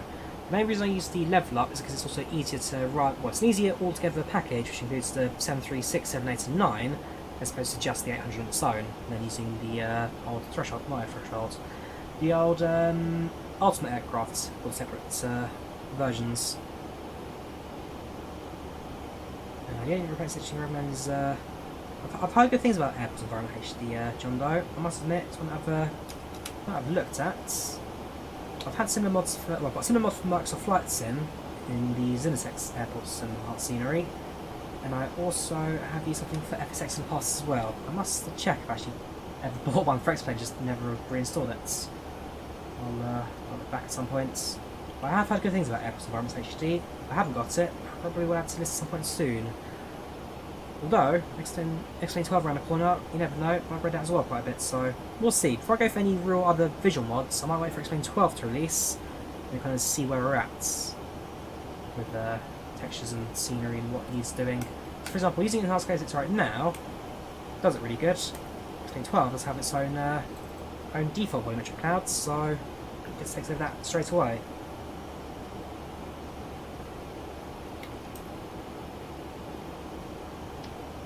Top percent 50 miles. IVAO, Austin, flying on IVAO.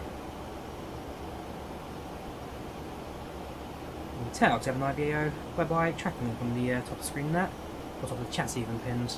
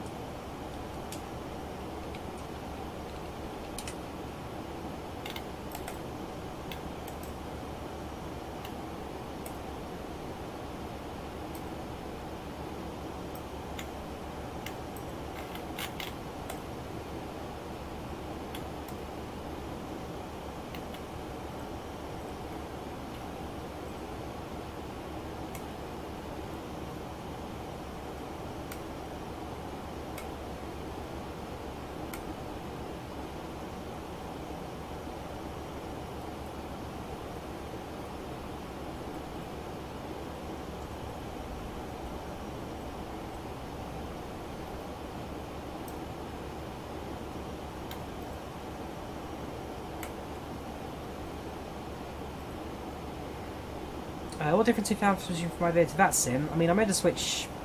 I don't use VATSIM anymore, Austin. I've retired VATSIM in favour of IVAO. Differences, I mean, in terms of setup, I guess I do quite like the IVAO altitude tool, very handy to use. Apart from that, I mean, they're similar networks, I guess. They both aim to the same thing, so any real differences? Not particularly. Both do, well, yeah, both have a very similar end goal in mind, which is realistic service, using your voice for realistic traffic.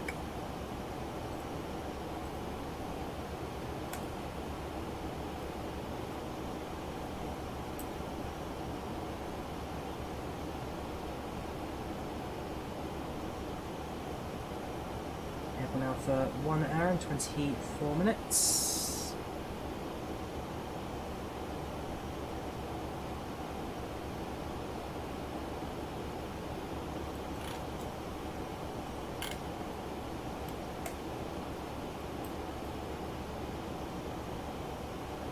So yeah, you quite see the ascent you've given us, aeroplane there. Very steep ascents. 7,020 miles. Not impossible, but it's certainly not the. You never know. Actually, all these spoilers stand out for Nita as well. Not impossible. Now, Austin, the LevelUp 77 3's download. 3's download. No payments required. If you bought your LevelUp, it's been scammed.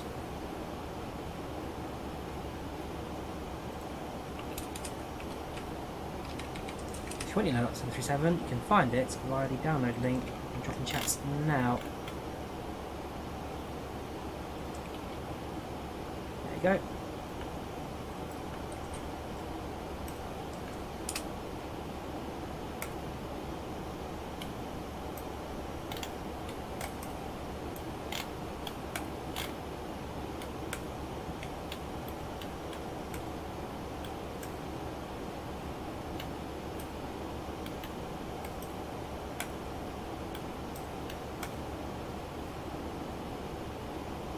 For alternative passengers, not really, Elliot. I mean, there is one for Microsoft Flight Sim, which is the Luke Air tool. But for X-Plane, the answer is no, I'm afraid. It's a Luke Air tool for Microsoft Flight Sim. For X-Plane, the answer is no, not really. Flight controller on Microsoft Flight Sim is... The flight controller on Microsoft Flight Sim is the same feeling on X-Plane. Depends what you really... It depends. I mean... X-Plane's got more realistic flight dynamics, so it certainly feels different to Microsoft Flight Sim in regards to how aircraft actually handle. But in terms of how you feel with your joystick, then yes, the movement will be the same. The dynamics, the handling, however, will be slightly different. Not too dissimilar, because again, they're both flight simulators simulating flights. They have their differences.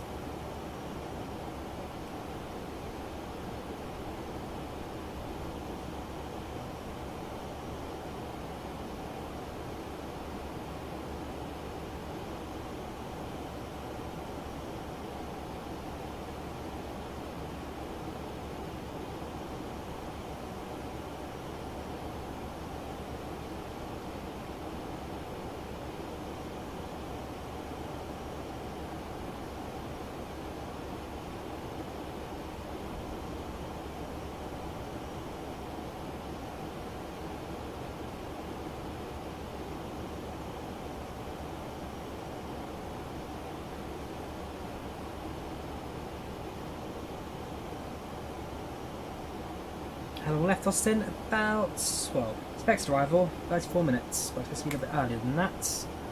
ETA, I must admit, has dropped a little bit, well, quite a bit actually, since we first programmed it. 2 hour scheduled flight time, actually been more accurate than I thought. But yes, ETA less than 35 minutes now. Less than 35 minutes to touchdown. Top of descent in about, well, about 1 minute or so now. 10 miles to go. So the altitude's down to 2,000, which is the rise slope intercept altitude. As soon as you hit that top percent marker, the aircraft will automatically starts to descend. I feel like we're probably setting a bit on the late side at the moment. Not quite sure how accurate that calculation is. And again, the terrain down below is quite sort of flattest bit out anyway, Cape Town, so you never know, it could be accurate. It probably is accurate, it's just me using it more down from the aeroplane.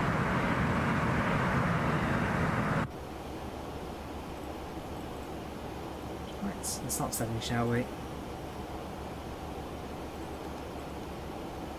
5 miles.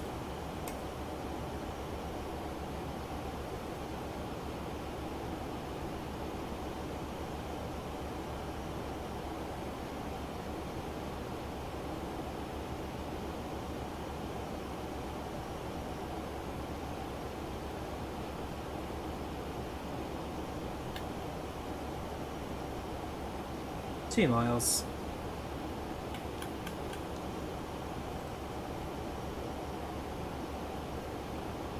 Right about now, we'll descend.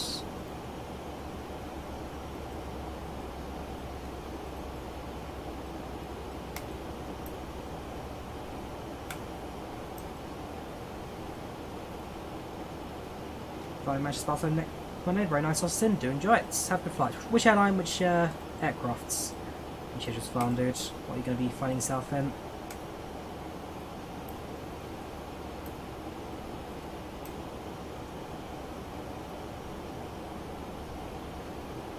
So we now start our descent into Cape Town. I'm trying to avoid well, actually the terrain radar, I guess, for now. So I'm going to apply towards some terrain hills down below. Remember 1037. Terrain radar is that one.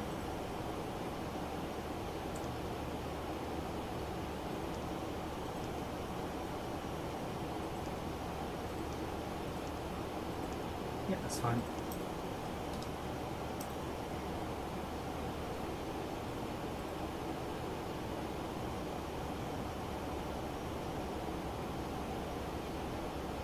So far so good, Liam. So far so good. How you doing? Welcome to the channel. Welcome to chat. How you doing?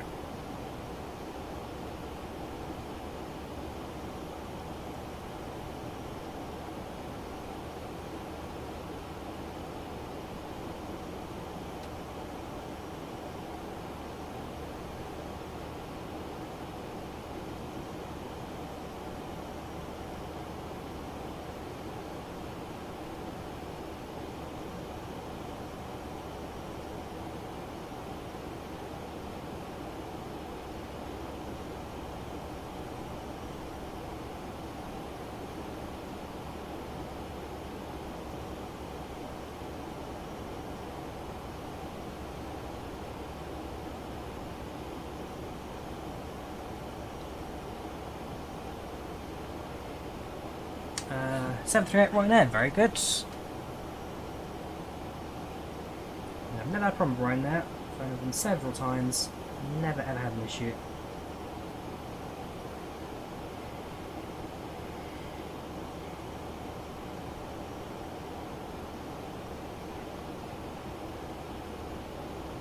Yeah, the descent actually has been pretty good so far. That's what I thought it would be.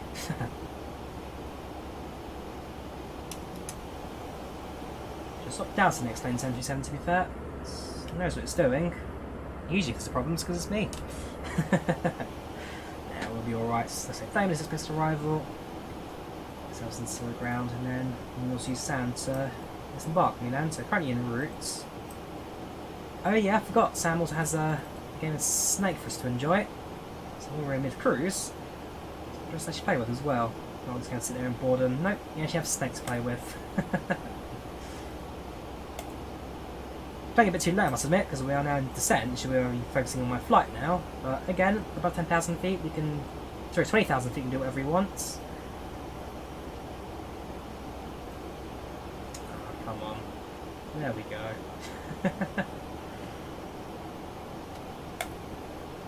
Too early. There we go. It's not the easiest control panel there. But it's also not the smoothest game of Snake ever. But I guess it's more of a reminiscence Easter egg to the old Nokia games. Go for the wall and you pin the other side. Up. A bit too early.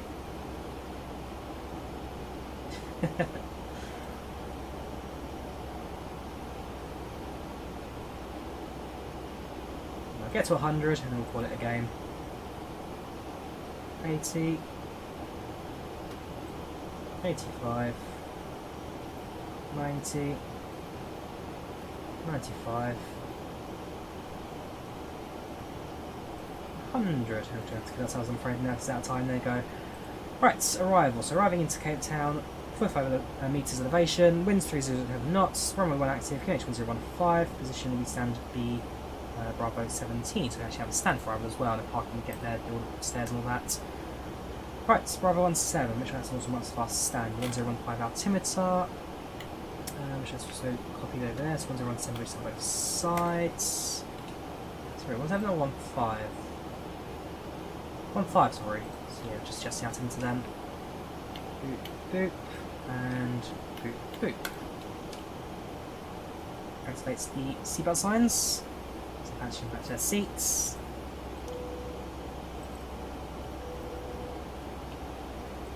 No restates yet, got to go to bed. No restates yet. You'll know about it because it'll be all over the news sites everywhere.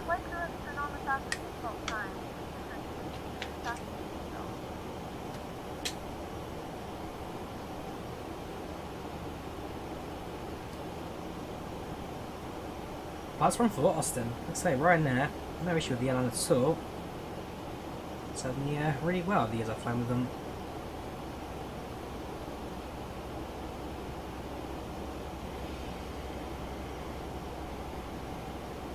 So yeah, we're about 10 or so minutes to landing now. 10-15 minutes, well, 60 capacity, about 15 minutes till touchdown. 15 minutes.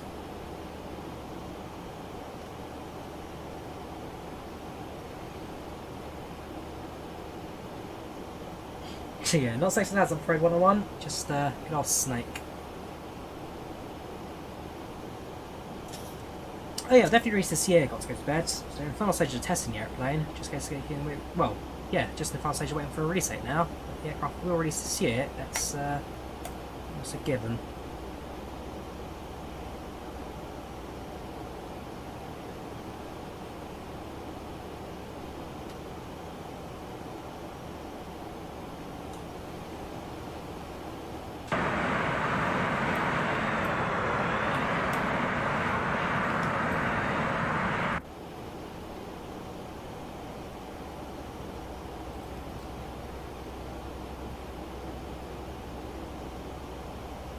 Just one way today, Austin. Just one way today. I've got to go to bed after the stream, but work in the morning.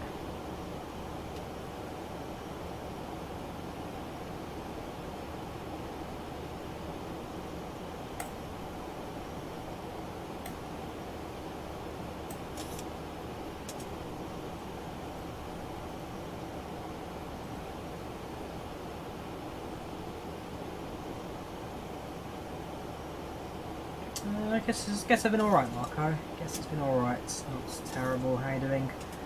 Welcome channel, welcome to chat. Hope you're doing alright.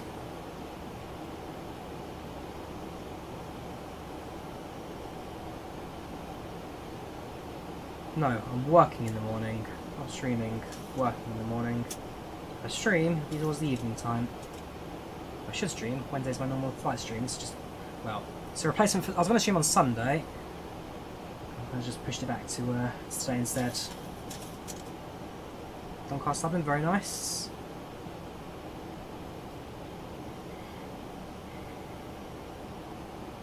I've already descended, well, slowed down to 250 knots. Fair play to it. Nice and steady, I guess, nice and early.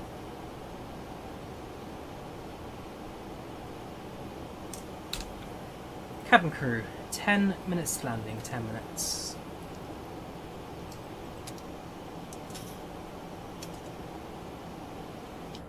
Cap crew, 10 minutes to landing, 10 minutes. I've done Heathrow to Dubai, not Abu Dhabi, Levi. I've done Dubai, not Abu Dhabi.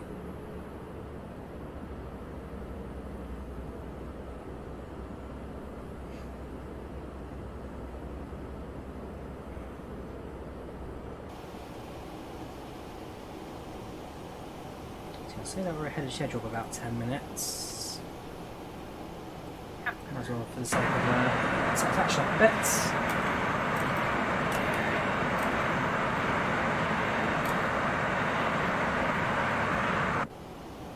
Definitely explain Austin. Definitely explain. TFDi are retired now. For explain. Your destination. Flight attendants will be passengers and cabin select any track one final time. Yeah, I just read you did that, Levi. Don't spam. Don't spam. Please also store any carry-on items either in the seat back pocket or under the seat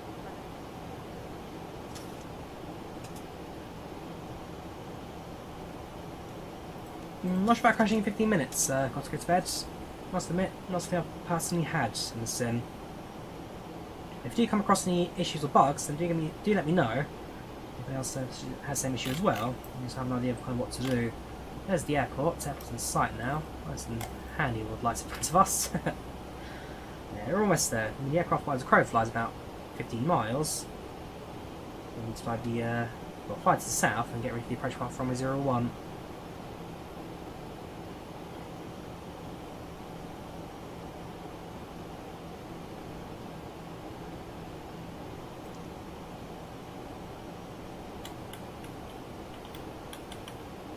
Speed intervention for the sake of speed steady for now.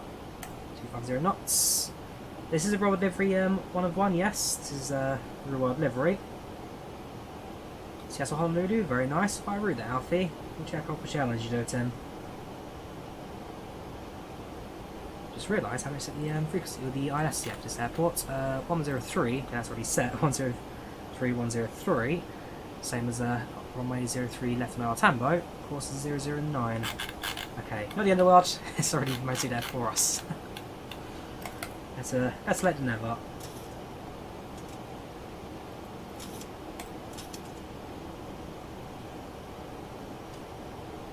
User flying, watching is really fun, entertaining. How do you aircraft send without overspeeding? I mean, on LNAV, Dr. Rhubarb, the aircraft sends its own really. The aircraft matches speed and race descent automatically. There's nothing for you to do in terms of input, the aircraft does it all for you. So what I suggest really is if the aircraft's got LNAV and VNAV available, let it do it automatically. No need for you to input anything, let the aircraft do it all for you.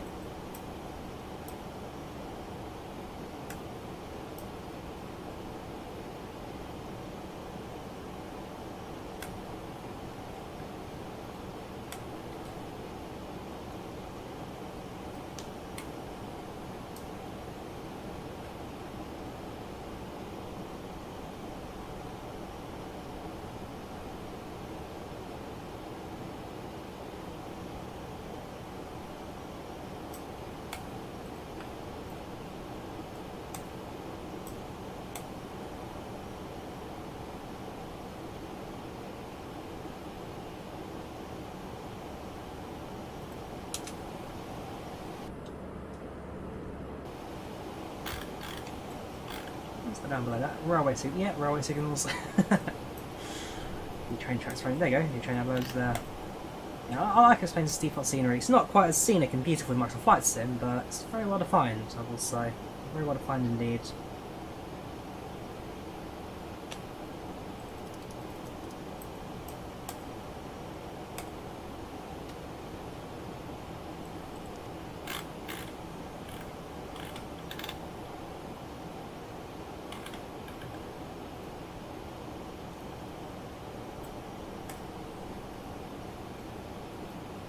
Going to left hand turn very shortly. They're going to fly power to the runway, keep our descent going to about 2,000 feet, make the right hand turn, and then enter the approach onto runway 01.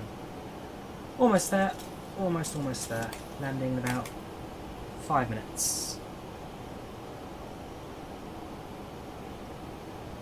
It's the third time you've said don't cost up in Levi. It's the third time you've said it now.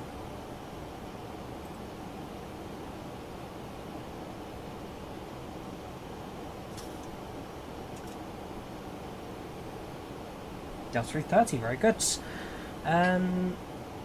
yeah, so continue on sense. Probably increase the descent rate slightly if I need to, or choose effects. So we will. That's 230 knots.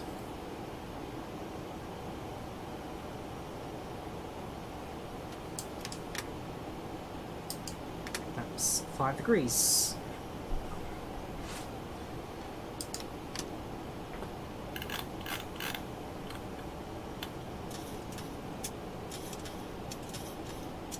Windows 10. Got to go to bed. Windows 10. Oh, you've Cape Town TKC. Very good. You realise you're South African? No, I know. Very good, dude. Hope you enjoyed the flight so far. This is the fun bit of the flights. The scenery in Cape Town is absolutely fantastic. Some of the nice looking mountains I've seen in a long, long time. And even this is a flight sim as well, not in real life mountains. So if I ever go to South Africa in real life, I'll spend most of my time in Johannesburg. Most likely we'll visit Cape Town as the city of choice, away from the city centre, or away from the capital even, capital region.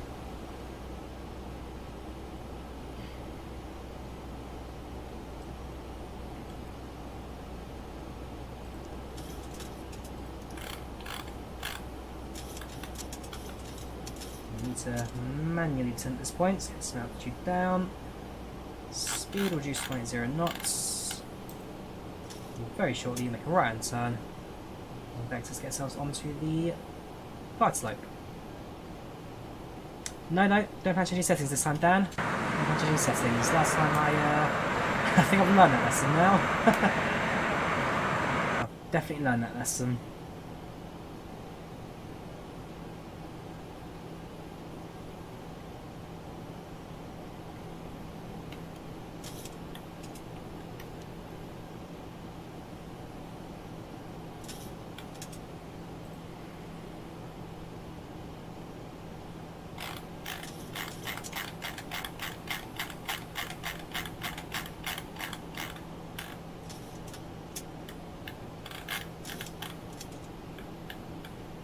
Heading 300, probably right about now. So we'll switch over to heading selects. Yeah, I'll make the right hand turn. I guess I'll also sets for the glide slope. Let's get ourselves down to 2000 before we get to that point, which is pretty much where we're going to anyway, based on the green arc ahead of us.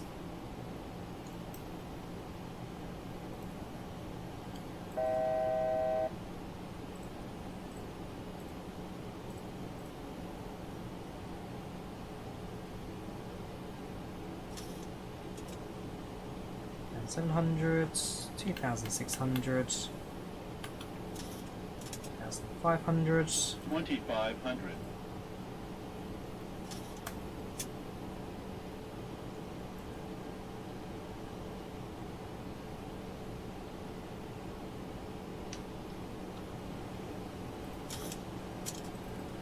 Perhaps that's your banding, so the course and frequencies already. Minimum approach speed 147 knots. That's 10.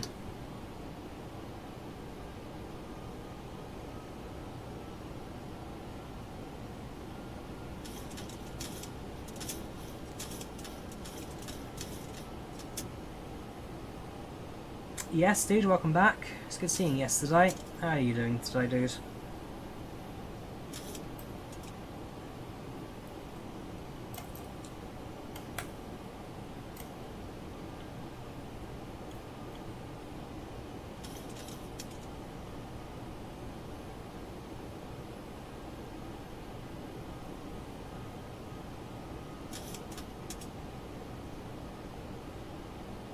Very shortly, that activates the VOR localizer. So your right hand heading of 310 so they can get a better angle onto the glide slope. There we go. We got all our glides set. Watch the vertical.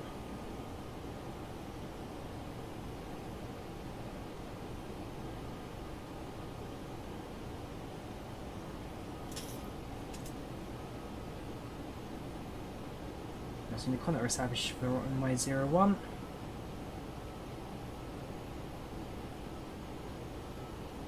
There we go, vertical movement now moving.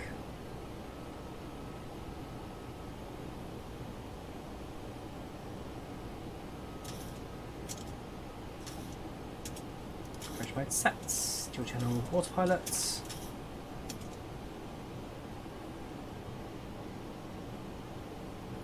Final adjustments that gets onto the runway heading. Right.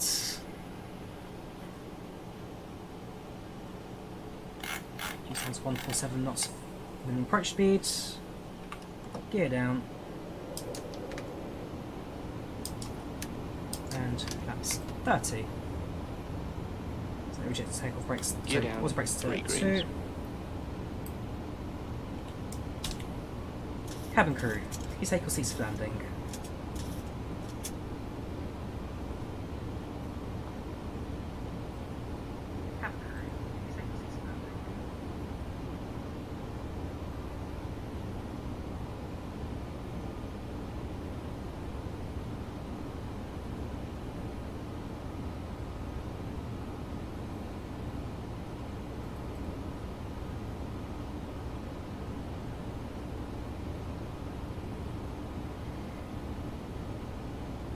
The misapproach attitude to 3000, 1000, stable approach, misapproach attitude sets.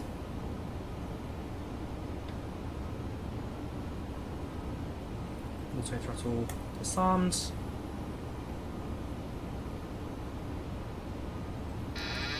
Autopilot disengage, remote control.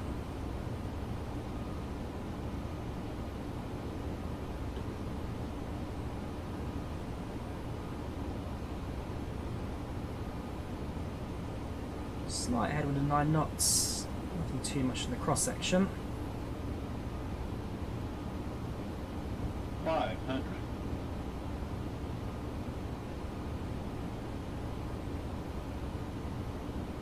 400.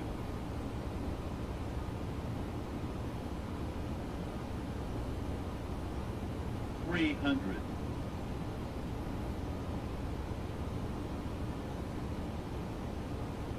200.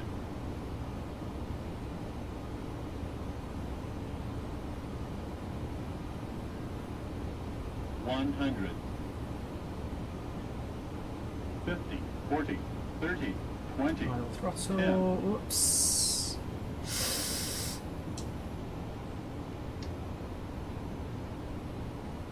That was the worst fair I've ever done in my life. Still in touchdown zone at least. Reverse set. It's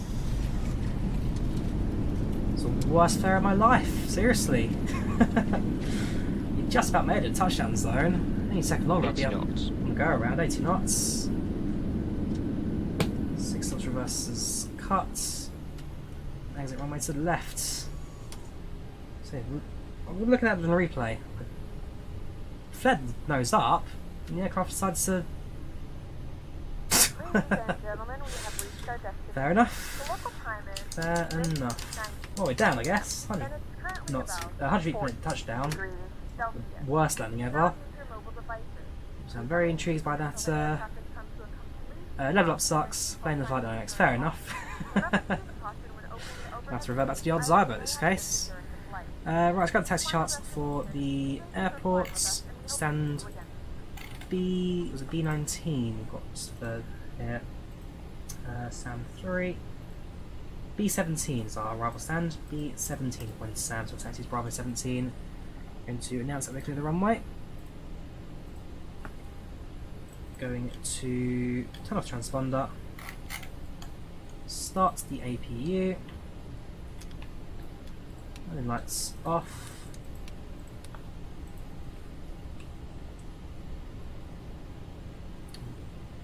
right now, so we're exiting or vacating at Echo 1, I believe this was.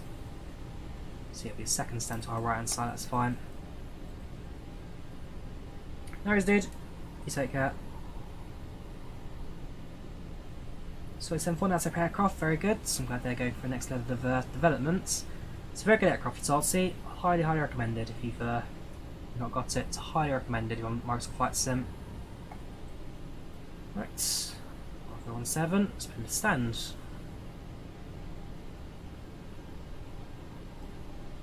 Top taxi lights, not going to blind to the ground crews.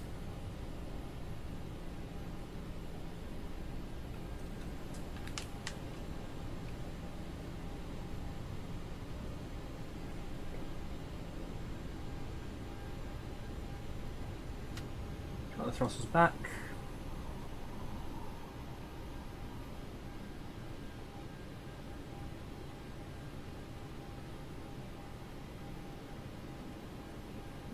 Crawl, a little bit shy, and stop. Brake sets. APU available, APU leads, APU generated set, APU lead active, and engines off. So sign off.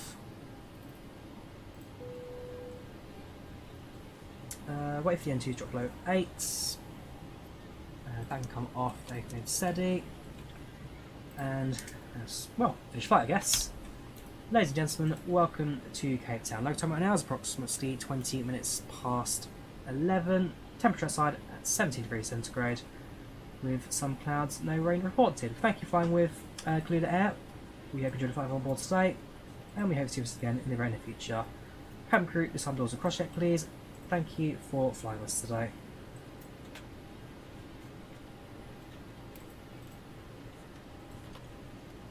Right, so that goes to the cabin. Ground service of the aircraft, and hopefully very shortly starts the disembarkation of the vehicles now moving up. We're off, and APU power. And a little bit beyond the stop marker there. Well, by the 737 mark, way off it. But hey, from the display there, nothing we can do, I guess. Heavy division, yes, for Professor Matt, definitely. Couldn't have done right on a 6-hour long haul. Very good. Right, so vehicles now moving to position. Passengers should be disembarking, so hopefully passengers will be walking down the stairs, not up. If so, it means the add-on's not. Yeah, there you go. There you go. Passengers walking down the stairs now. Very good. Passengers walking down the stairs. So yeah, it's not animated, but Sam is getting there, I guess, with the positioning. Like he's then leaving the airplane. Yeah, so getting in the right order, the right direction. When you compare it to the... So I used to use ground handling by jar ground handling before. That one, luggage always went into the airplane, and there was no passenger, I guess, models at all. So I wouldn't mind seeing them animate at some point, but compared to the jar, I quite like this Sam's ground stuff. I like it a lot. Also some very good sunset behind us. It is pretty, I can't deny that. Got a few last screenshots to upload, so let me just stick those into the Volanta. Done with the replay, and then everything's to an end. So screenshot 7.3, not on short final, do we? Yes. It's just down to upload. Right, let's do the end of flight reports. So menu, end flights, we were Smart November 101, 738 from OR Tambo to Cape Town, 1 hour 50 minute flight time, planned departure 1930, planned departure 1958, so a little bit early departure, or about 10 minutes early. 101 passengers, Southwest 94, landing rate 101, got time 2 hours and 1 minutes. So overall, pretty good from the passenger perspective. I'll drop the flight reports in chat for those who want it in detail. Yeah, can't complain. Overall, a pretty good flight, all things considered. There's your reports. That's one uploaded to Volanta, thank you very much. What's left really is for us to go through the replay, I guess. So I'm going to fire shot the ground. Actually, I think fire shot ground service, get rid of the ground, I guess, just for the sake of doors and replays. You know, it's like in Microsoft Flight Sim, so try and avoid the same with this platform. So everything disappeared, bus will move away, passengers disappear. Thank you for flying with us, passengers. As soon as you drive away, heavy doors will be secured.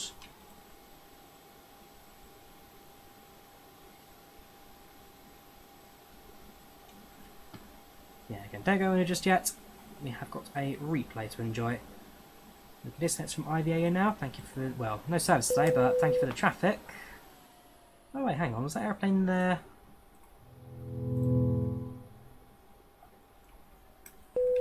Yeah, that is a IVAO plane apparently there. South African Airlines, very good.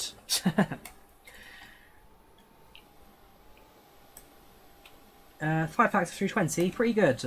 Austin, although I prefer the Tolis aircraft. Big old clock over there. Whew. And it's some freeway scenery by the way for Cape Town. Freeway scenery, which doesn't look too bad. Right, close all the doors and then we'll do our replay. So doors, close, close, close, close. I need to figure out if I can get Sam to not do the front set of doors for say Ryanair aircraft, because that'll be done by the S there. Apart from that, the rest of it's pretty good. Right, replay time. So 6,000 short final, start from the passenger perspective on the left hand side. This is a 2:37:21. For the sake of remembering that for the replays. Right, so left hand passenger. So I'm most intrigued by the flare there. Not quite sure how the aircraft rotates the way it did, but somehow it did. Short final in. Scenery looking pretty good. Can't fault stats for defaults.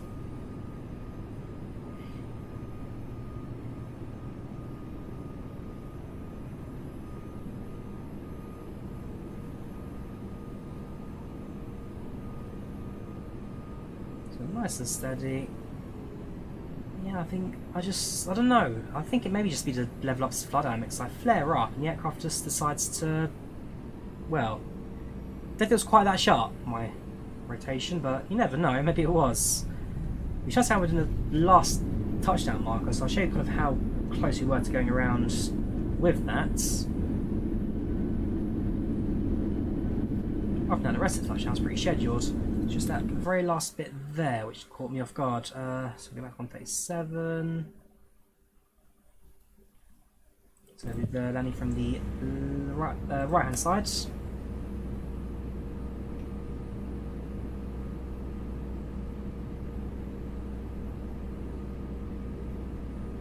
Nice and steady. Nice and steady.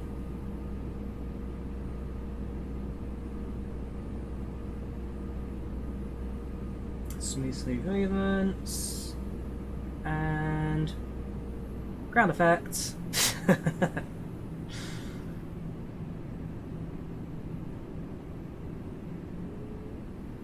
then touchdown.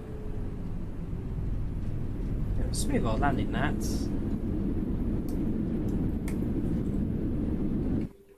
So like I say, with the, well, touchdown marker, 7. So you can just, well, let's have a look.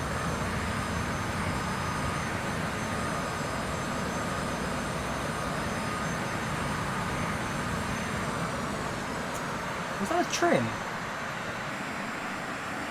Was that the trim that just... It was. Look at the rear wings. The trim just decided it wanted.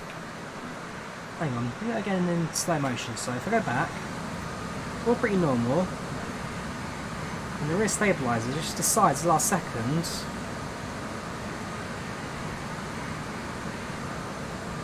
Boom, drops. And that's why we floated on that occasion. How very peculiar. I've never seen that happen before. Even the LevelUp mod, I've never seen that jump like that before. Did I knock something out of position? I must admit, I'm not too sure. Yeah, the rear stabilizer just dropped. That's what forced it. Then there's the final touchdown marker, just there. So we touched down here. So we're still within touchdown zone. We're not going around because we're not going to miss the touchdown marker. Very, very end of it.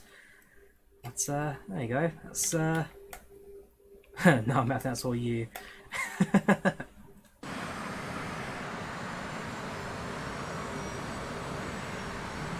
Next time I land in this aircraft, I might do a few flights of my own time, just kind of see how it compares with a normal So that movement was very odd.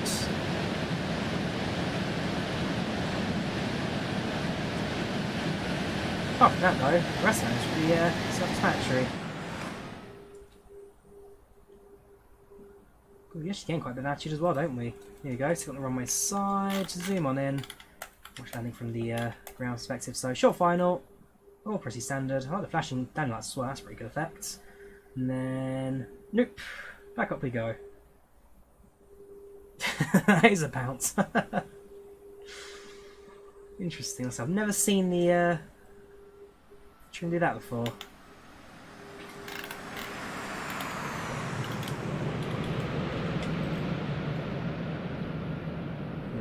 Welcome to Cape Town.